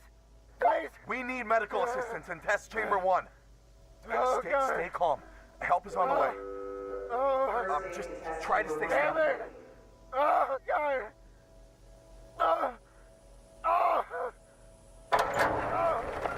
Dude had one job. Here, we're going to help you.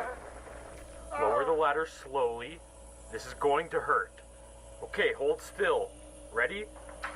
Now! Eee.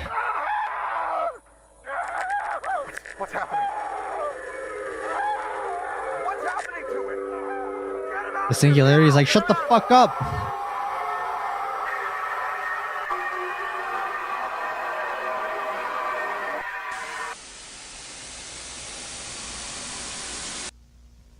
Damn.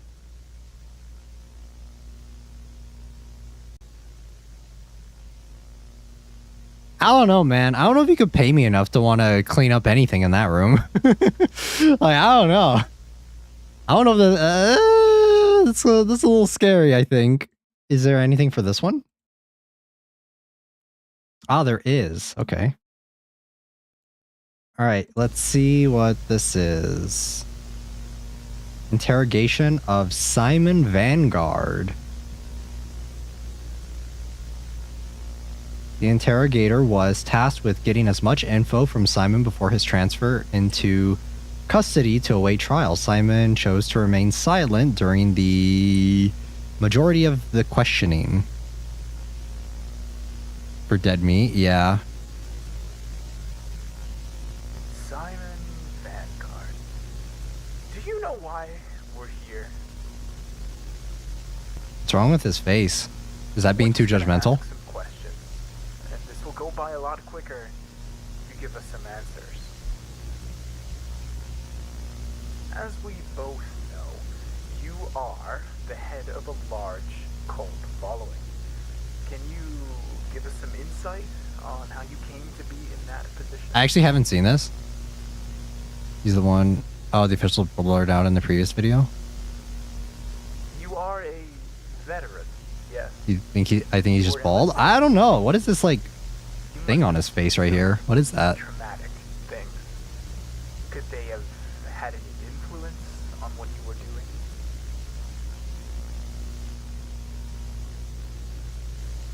You had some very interesting connections in your community. Some very important people. Any chance you'd like to tell us how that came to be? Or He's not just bald. Yeah, I have a feeling. He looks weird.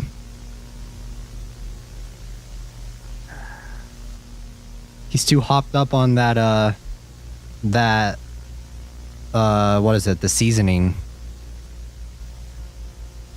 So, the crawl seasoning. He's becoming a mimic? Can they become a mimic? We also know that you were involved when the creature disappeared in 47. What was the reason you kept feeding it after the war? We also know what else was kept down there. Ooh, what else is kept down there? So that's what gets you interested. What was your connection to the entity? You seem very fond of all of them. It must disappoint you that they've been contained, seized by the Carcass Foundation. Fool? Why is that so? They're studying them. You don't even know what they are. Why would it be foolish to learn more about them?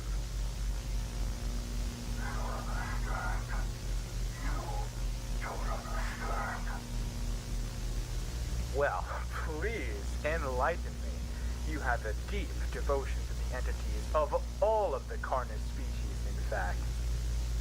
Devoted enough to do that to yourself. Why do you devote yourself to these creatures? Why do you praise them so highly? What is so important that you blindly follow these entities? You don't question their will. And why not? Their will. Their great vision. Ew. They say you have visions. These visions of yours. What do they say? You must do as they say. Hive mind. It's all for something greater than us. What is it? What must you do? No. I must follow. I devote myself to the great. Ew. From darkness shall meet the light. For wonder and wisdom. Hey, calm yourself. Hey, stop! I need security! I need security in here now!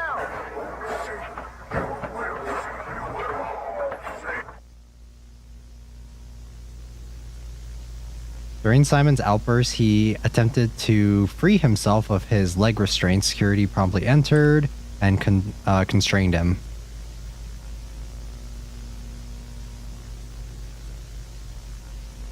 Little information was learned about Simon and his motives. Why does he look like that? Ew. Ew, it's so gross. Okay, we're moving on to the next one. That is nasty though. That is really gnarly.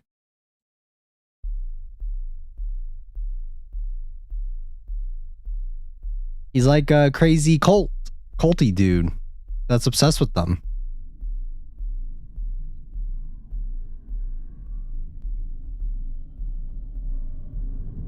He's the dude who has like a picture of a mimic in his like little pocket watch. He like opens it and like looks at it every day. During the war, because they said he was a veteran. During the war, he like has this little pocket watch. He would open it and it's just like a picture of a mimic right there.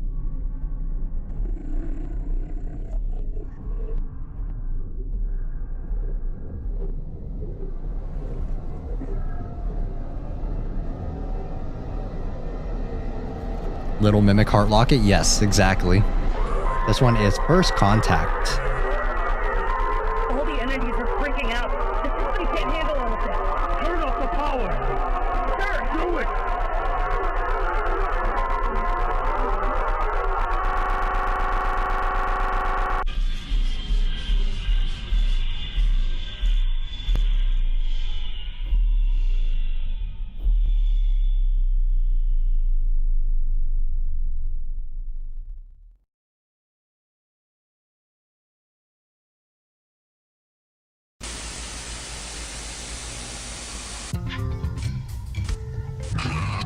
It is called the electromagnetic spectrum.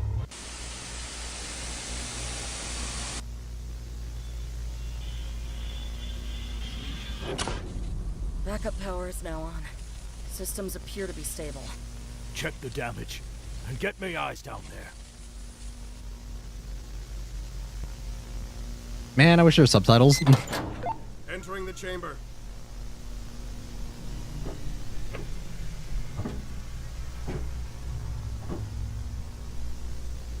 Entity seems much more active now. Looks like a big boba ball. Sir, come in. Sir. I can't tell what you're saying, sir. Please respond. What? What the hell? I can't hear you clear enough.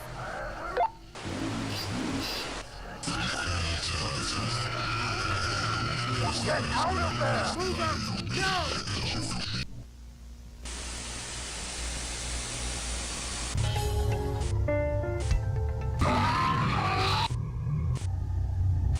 Is it quality? Okay, no, that's right. The waves reach the antennae and translate it into sound. Summary of incident. The cleaner had been caught in between the steps of the ladder and snapped their femur.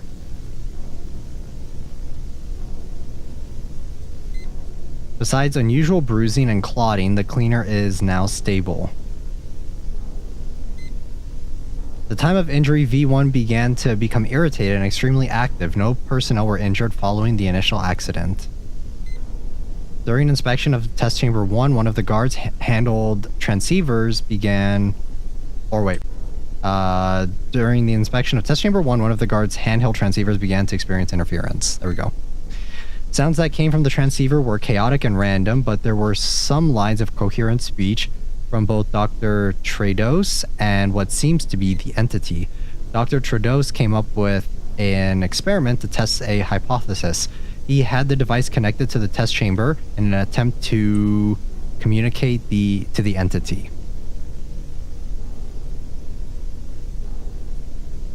Hello. Can you hear me? Can you understand what I am saying?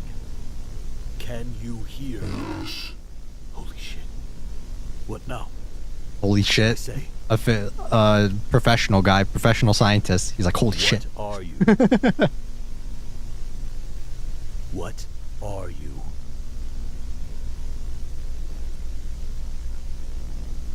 Let's try something else.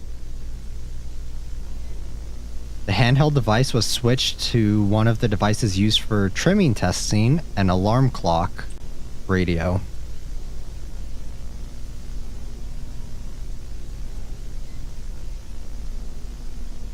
Can you still hear us? Okay. Nice, they speak English. What are you?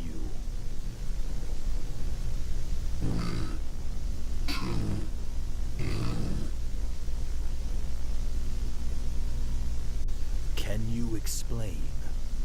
Do the numbers on the radio have anything, mean anything?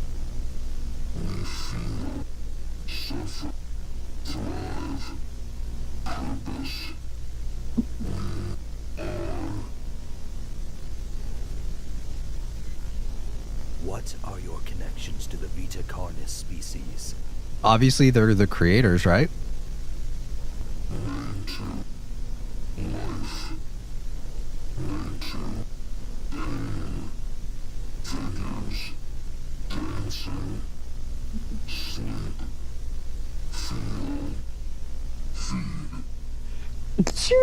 Ha. These are too big. Try another question. Do you know why you are here? Did you hear us? We aren't getting anywhere.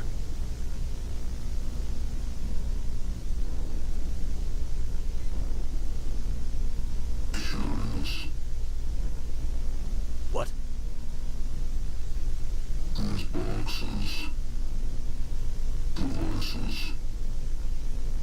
I have a feeling this is a dumb idea. Are you talking about the radios?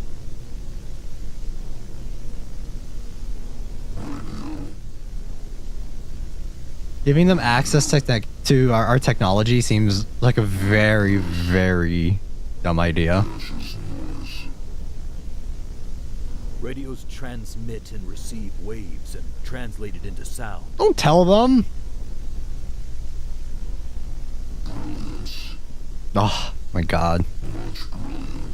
Much brilliance. I feel more noise.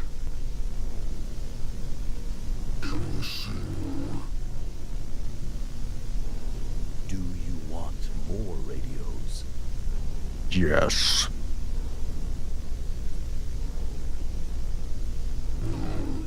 No. Not the brightest move on the scientist part. Like, it seems so dumb. It seems like a really bad idea. but for science. Even the color you see and the sounds you hear are waves.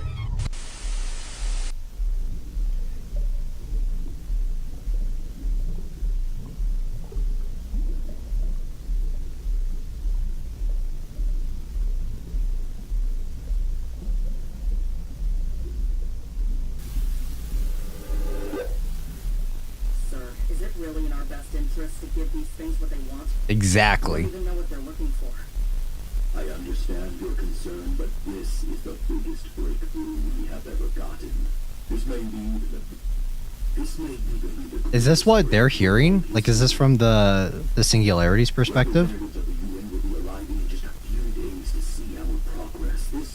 I'm assuming it is because it's all red. They're like listening in through the radios. something massive. If the representatives are impressed, we get the funding to see how far this can go. So, for now, you and the team go and get the orbs if they want. Keep making reports, but keep them quick. We need to learn as much as we can in this short time frame. Yes, sir.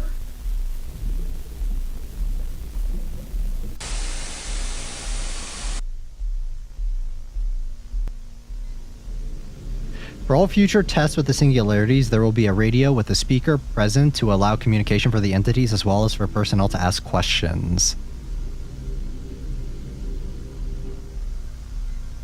During the test setup, we were able to capture singularities communicating to each other. We were working to decipher, but as of now, we are unable to understand what was said.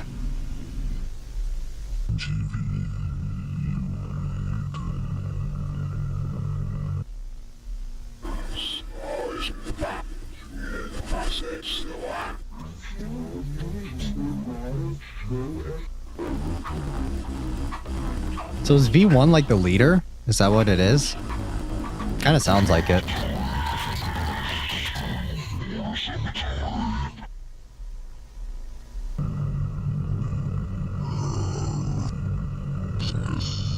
You know why V1 sounds like the leader? It's because it has that deep voice. V1 was given several different electrical devices. We attempted to communicate more with it, but it didn't speak very often, only single words out loud, not directed towards anyone. It was more interested with the devices than our questions.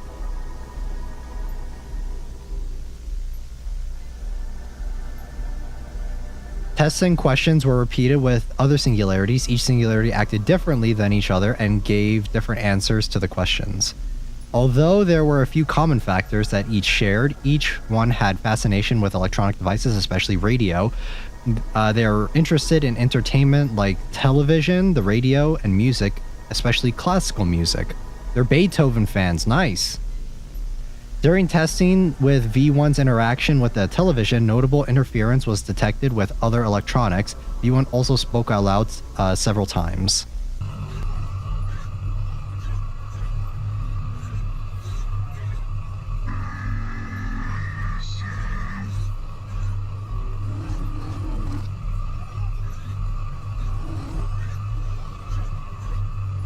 It's absorbing all of our knowledge.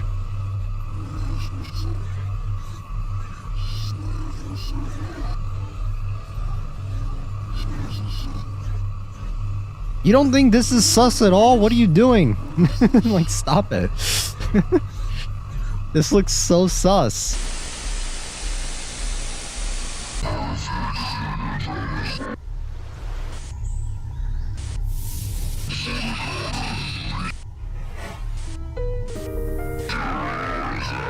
They travel up to 28,000 kilometers per hour.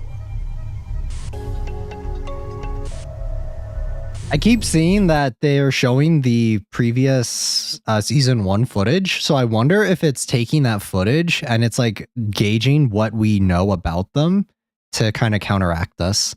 Just a theory though. I want to understand wanting to know more about the species, but that's fair. But on the other hand, they're like killing things and are all connected. Yeah, right? Don't give them access to our technology. That seems very dumb. Last day before representatives arrive, after multiple tests with each singularity, we were able to find out each one's personality. Cute! They have personalities.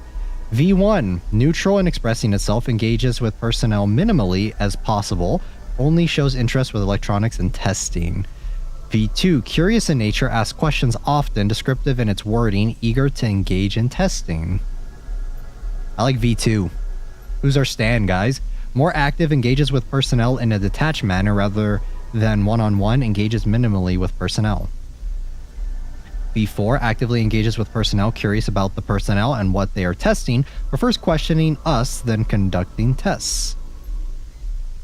V5, more expressive out loud than other singularities, although it speaks often only out loud to itself, has yet to communicate with personnel.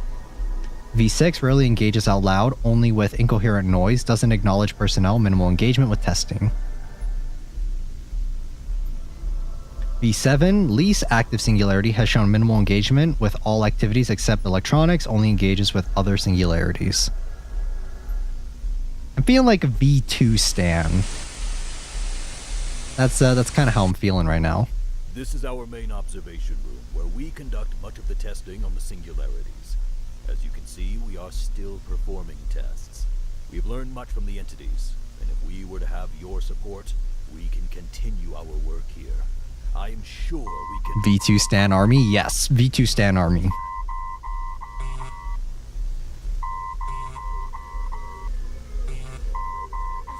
V6 shy, obviously. There has been much learned in our time together. I agree with Dr. Trados. If we continue, I am sure this union will benefit all. Symbiosis, we join together. Let us sow seeds and watch what grows.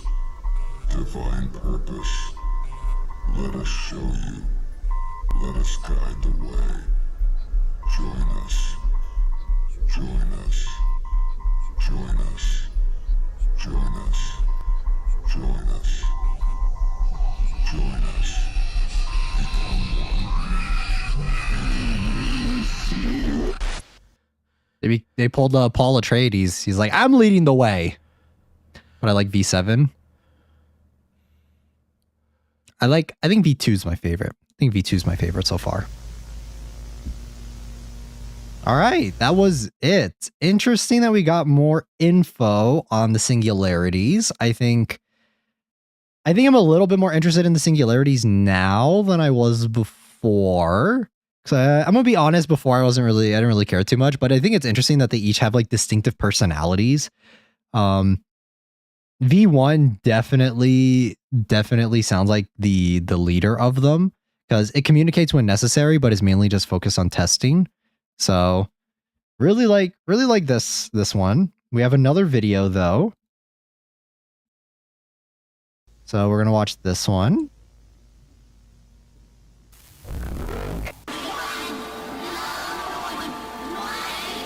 That is so loud.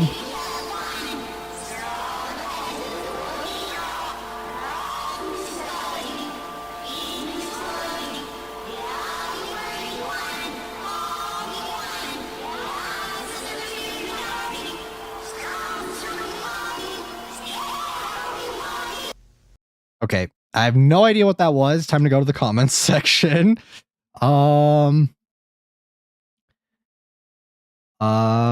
We thought we were bright. We thought we were smart. We tried to reach the sky. Now we fall. Now you let me, or now we die. We dug too deep. We dug too far. Our ego is the end of us. Now let me hang. Let me down. No mine/time. Now it cuts off entirely. Okay, I mean, they're spitting bars. Title says surface of the waters. Okay. That each singularity may be compressive biomass of an entire civilization or an entire planet, since space travel was hinted at via the kid's story about the prince. If that's true, the surface of the waters may be a perspective of an individual within one of the singularities. Absorbed people may be conscious in this case, which makes sense since the singularities talked about becoming one. This is like Dead Space. This is like Dead Space shit, kind of, where it's like they're trying to become one.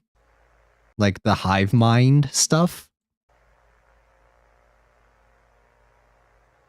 Even with like the like biomass, gory, fleshy stuff, also kind of similar to Dead Space.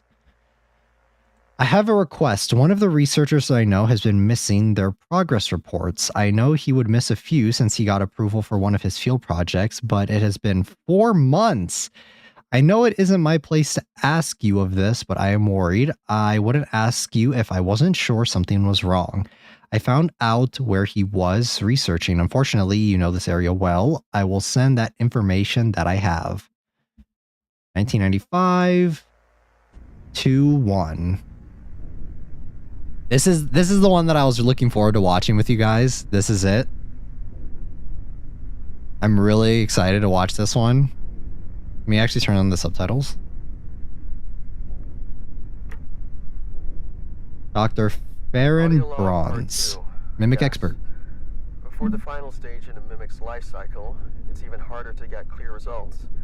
The humanoids we get hide mainly in plain sight in clothes. They also rely more on their vocal skills than their previous stage. They use words to lure in people closer, although the extent of their vocabulary is very limited, only speaking small sentences for luring. A fun fact, so they can speak. Have been found to speak different languages depending on where they come from. Anyways, that's scary. That's crazy. Haven't found any. That's absolutely wild. A handful of sightings, fewer pictures, and only one clear one. The only info we have are from that one they killed years ago. Other than that, we are completely clueless.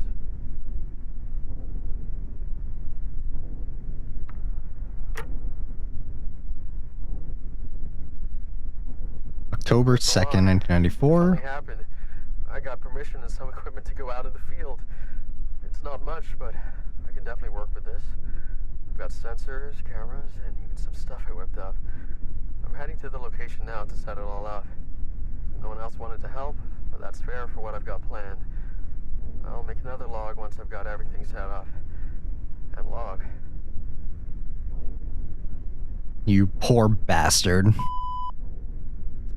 Footage was recovered from Farron's personal recorder.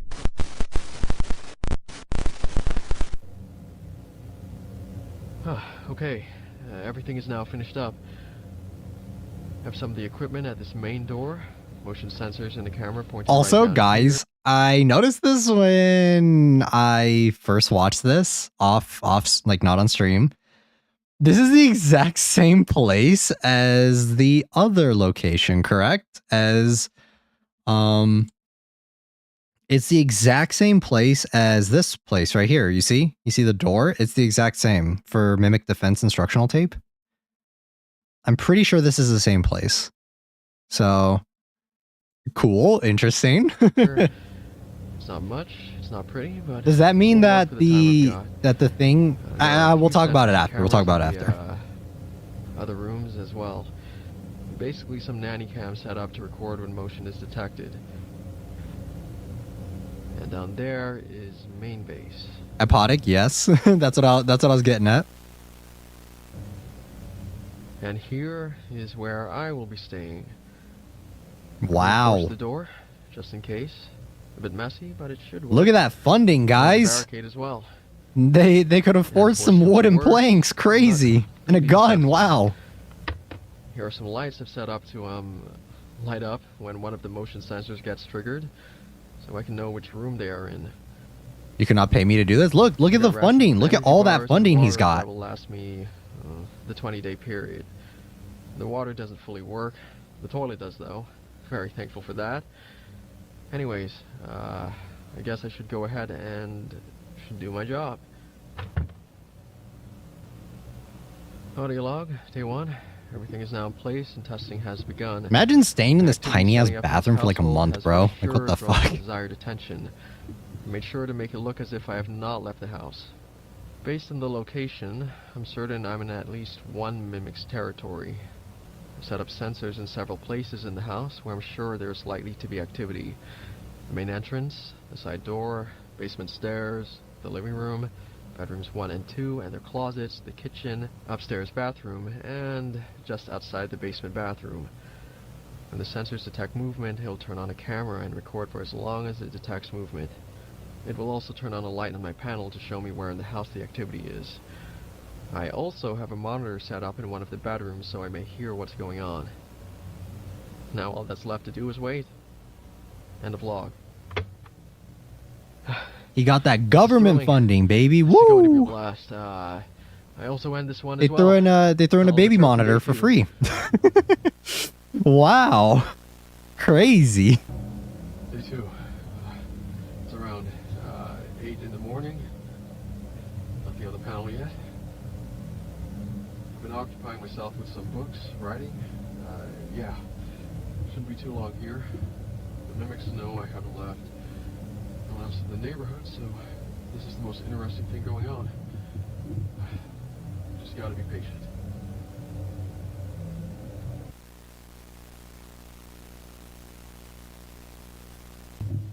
Oh my god, I grabbed this as fast as I could to record.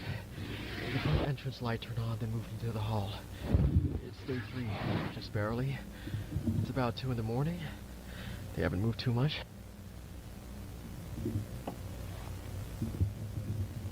Wow.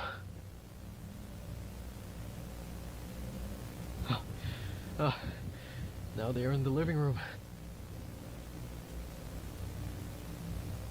He's so excited. That's gonna change real quick. Main bedroom.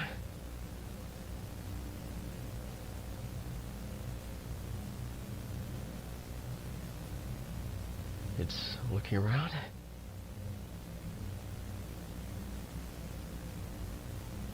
It's going to the second. Oh, never mind. Back into the living room. I'm going to see if I can listen in.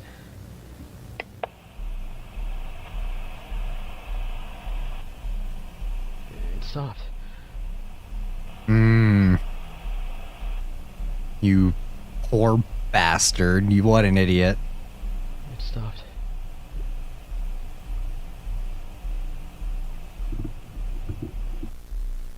Yep. It's using the radio. I'm back. It's been 2 hours. Nothing has triggered on the sensors. That means it hasn't moved. It probably hid. But I'm a bit suspicious. Why hasn't it moved at all? Did I scare it? The monitor doesn't make any sound. Something else?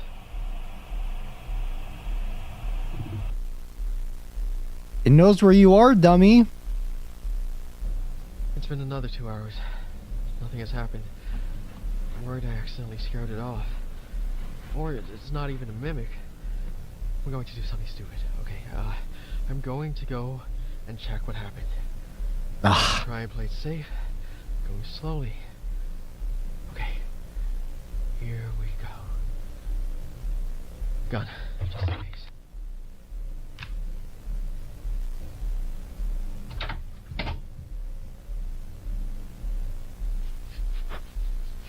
Hello. What an idiot, dude.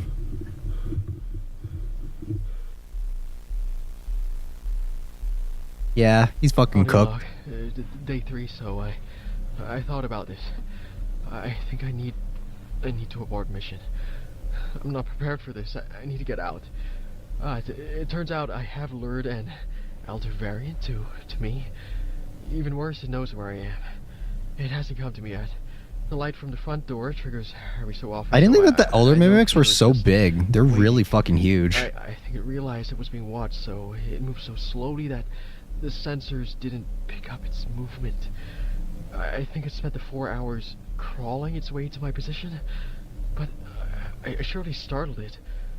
I may play this cautiously and leave. The best I can do is wait. At least I think I should wait. I gotta say, as a scientist who focuses on mimics, dumbest possible move you could have pulled. He was cooked the moment he turned on the fucking radio. He was immediately, he's done. He was donezo. As soon as he turned on the radio, there's nothing anything he does afterwards, it doesn't matter. It already knows where he is. The light panel showed that it stopped moving at the front yesterday. It could be that it left. Still, what choice do I have? I have the rations to last a while. And I made sure before I started that in 20 days, HQ will send some people to come get me. I'm just gonna keep waiting. And that's a joke. Did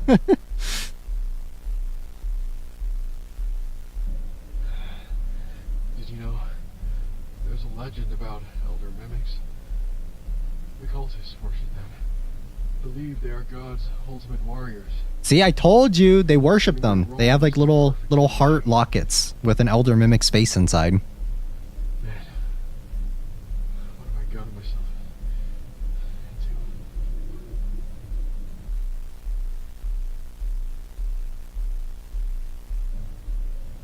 into? Day 9. No movement detected. I think it's time. I can't keep staying here. I'm beginning to lose it. I need to leave. I gather my stuff and leave. Bro, don't do it. You're so dumb. I can do this. I can do this. Okay. I've got everything I need. Oh, gun in hand. It's time to go. Woo, big boy.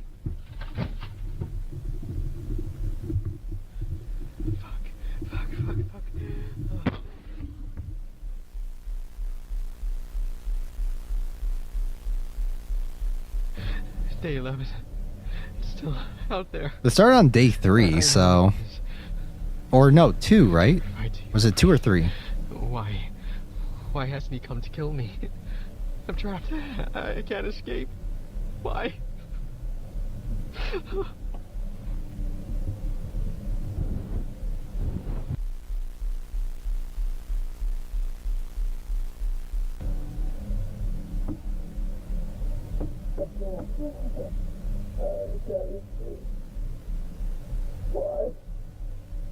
I just thought about it. Didn't know he was there because he turned on the baby monitor. Yeah.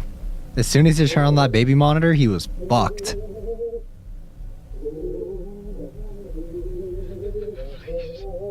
Please stop. Oh, it's making noise. That's scary.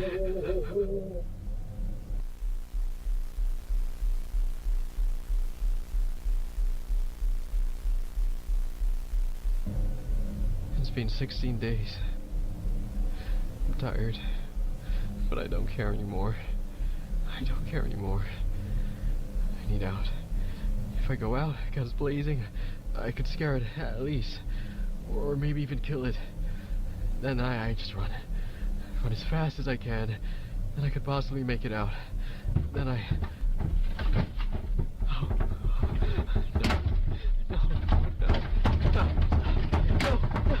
Oh. Ooh.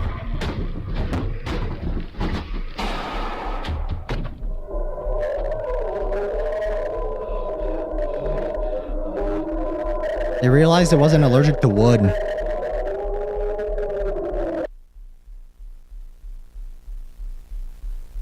Yeah, he definitely pissed it off. Day 17. I should have ran. I hit it. Right in the face. Nearly point blank. I heard him scream, then silence. I know I didn't kill it. The lights indicate that it's waiting by the stairs. But that was the perfect time. It was heard and I could have ran. But I stayed and now he's pissed. Oh, I fucked up. He heard me. I know he heard me. He knew I was going to run. I need to hold down until day 20. They will help me. Then I'm saved.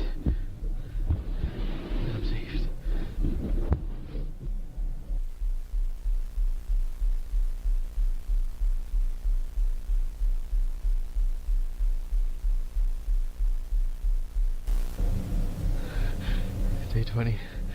It's still quiet. Food is getting close to running out, but it's okay. But they are coming for me.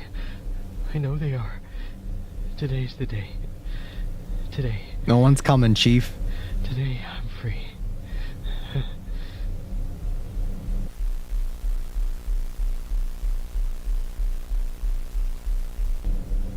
Day 22. They didn't come for me. I waited and waited. I don't know why, but they didn't. I thought I was going to wait this out, but I've no chance now. He knew. Now he's the one who's waiting. He's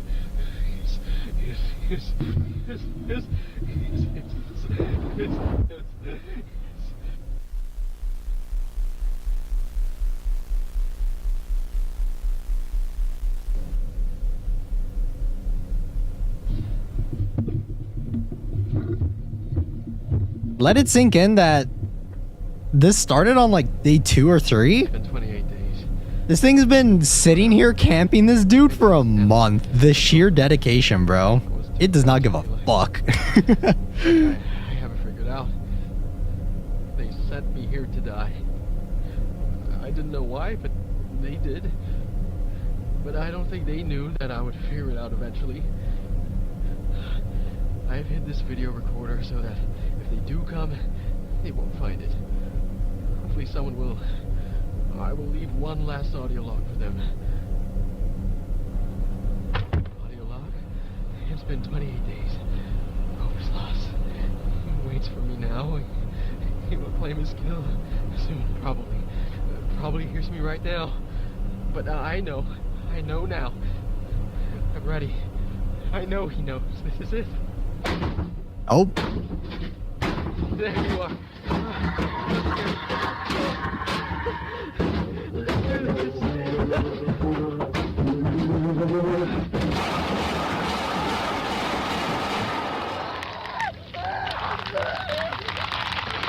Ew.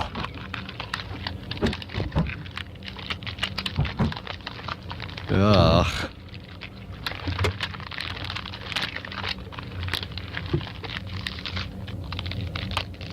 Ah, the sounds.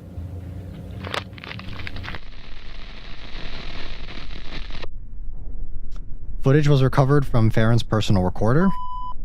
Camcorder was hidden under the sink next to Farron's body. Fucking damn, dude. Look at that. Ooh. Damn. That is so nasty. Damn, that is so gross. Didn't leave anything, bro. Ugh. Rip. Rest in peace, bro. None of his other equipment or supplies shown in the footage were present in the home. Yeah. Sorry to say things are much dire than expected. Be careful. V.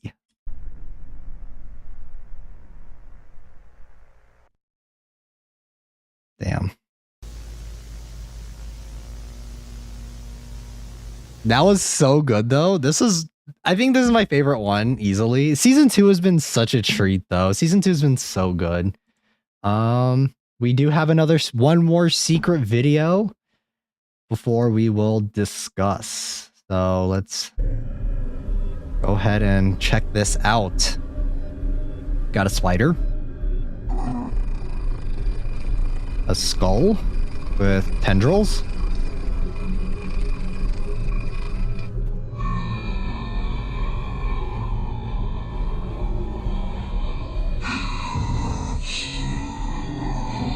Yeah, I hate spiders, bro.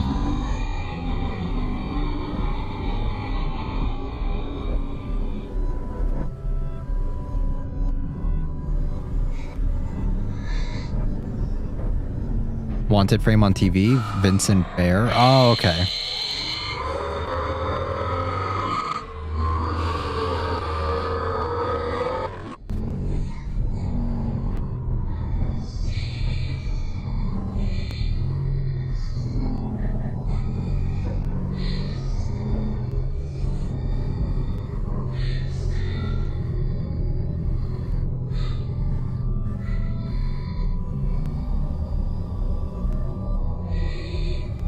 No idea what is going on.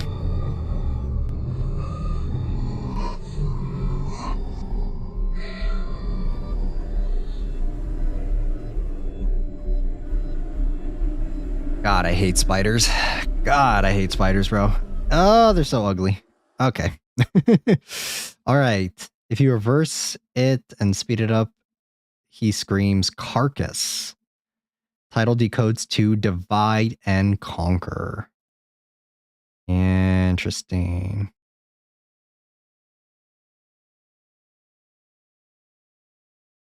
Yep. All right. That was season 2 of Vita Carnis up until the most recent one. Let's go. Very, very well done. Very good. Very creepy. I feel like Vita Carnis just keeps getting better and better. It's very, very interesting. We'll discuss. We'll talk a little bit more about what we actually watched.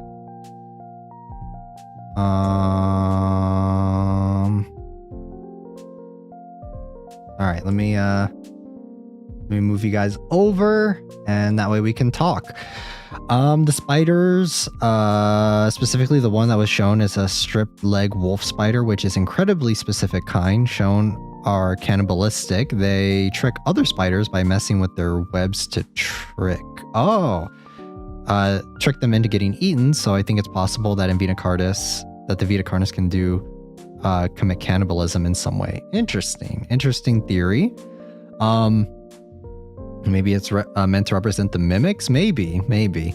I do think though that I like how everything's kind of tying in together. I think right now is the most interesting because a lot of the stuff is starting to connect a little bit more compared to the previous season. And the previous season was just like the setup for a lot of stuff, but now we're getting a lot more payoff. I think that the reveal of the radio thing is so cool. Like the radio actually tying into how all of the other Vita Carnis species interact with each other is such a cool detail.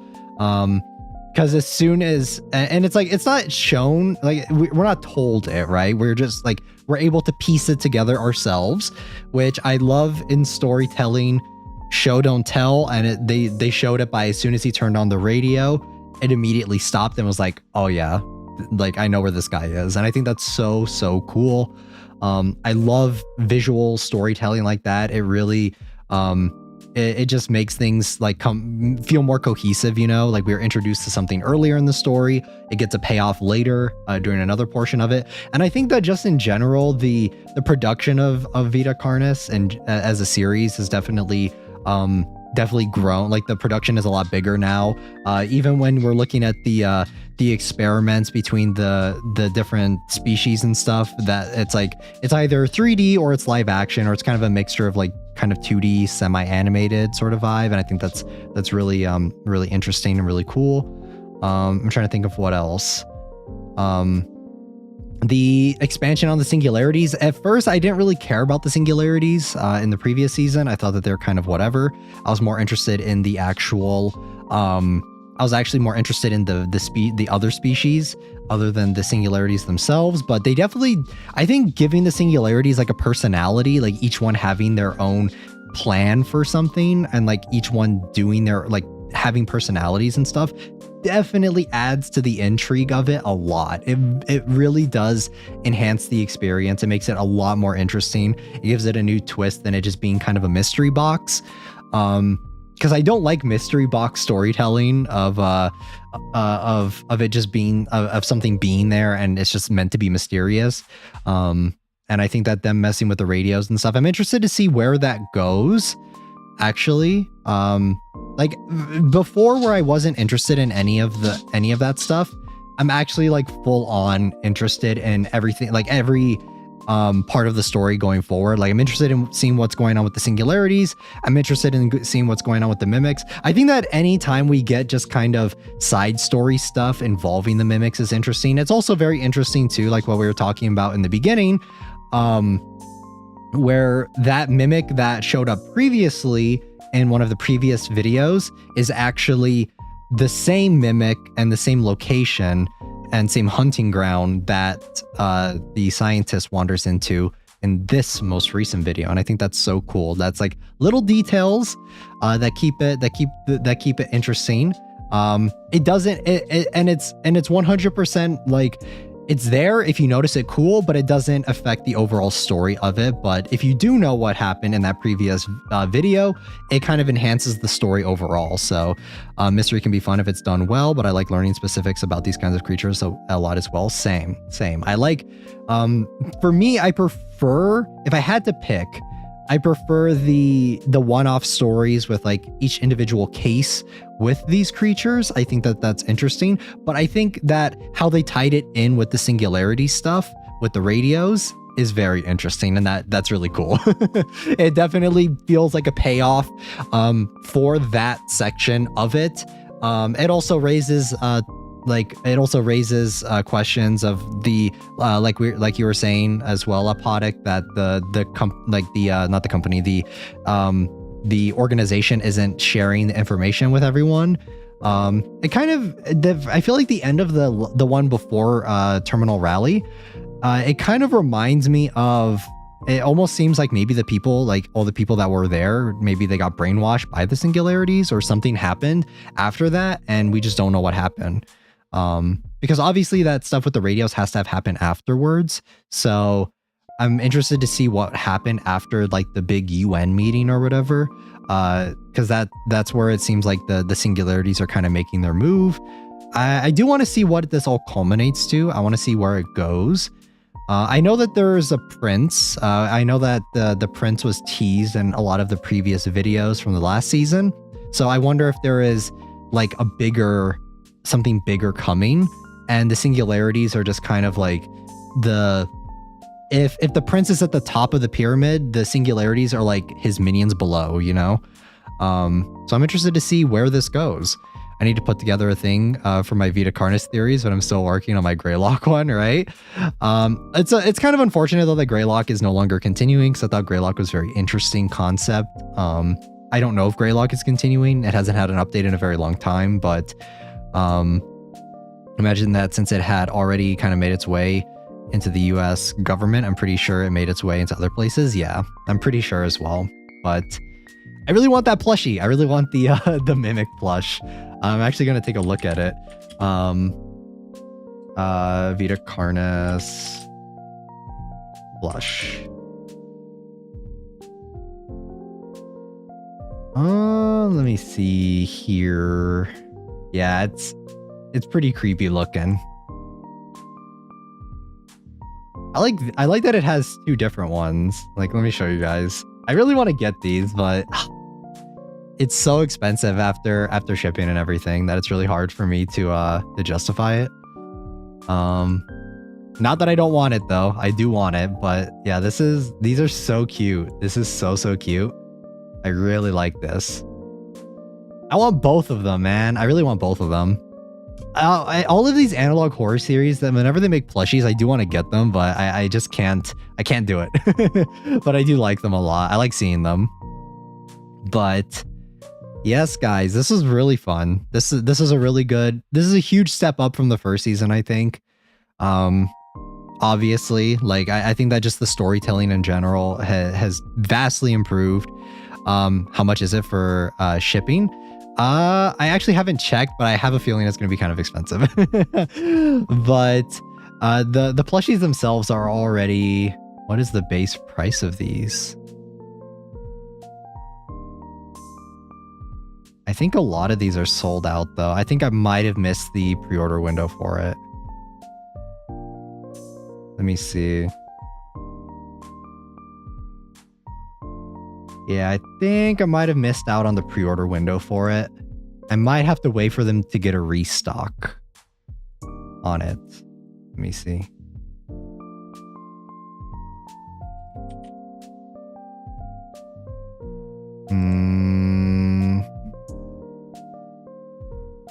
There we go.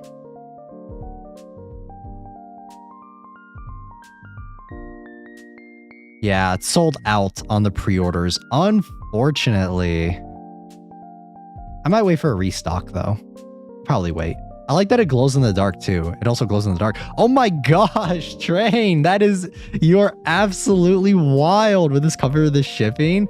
Thank you so much for the $50 Supa. Oh my goodness. Thank you so much. Yes, I'm sure that will cover it. I will wait for a restock. Thank you so much, Train, for the $50 super. Oh my goodness, you're absolutely crazy. Yeah, I'll wait for a restock for sure.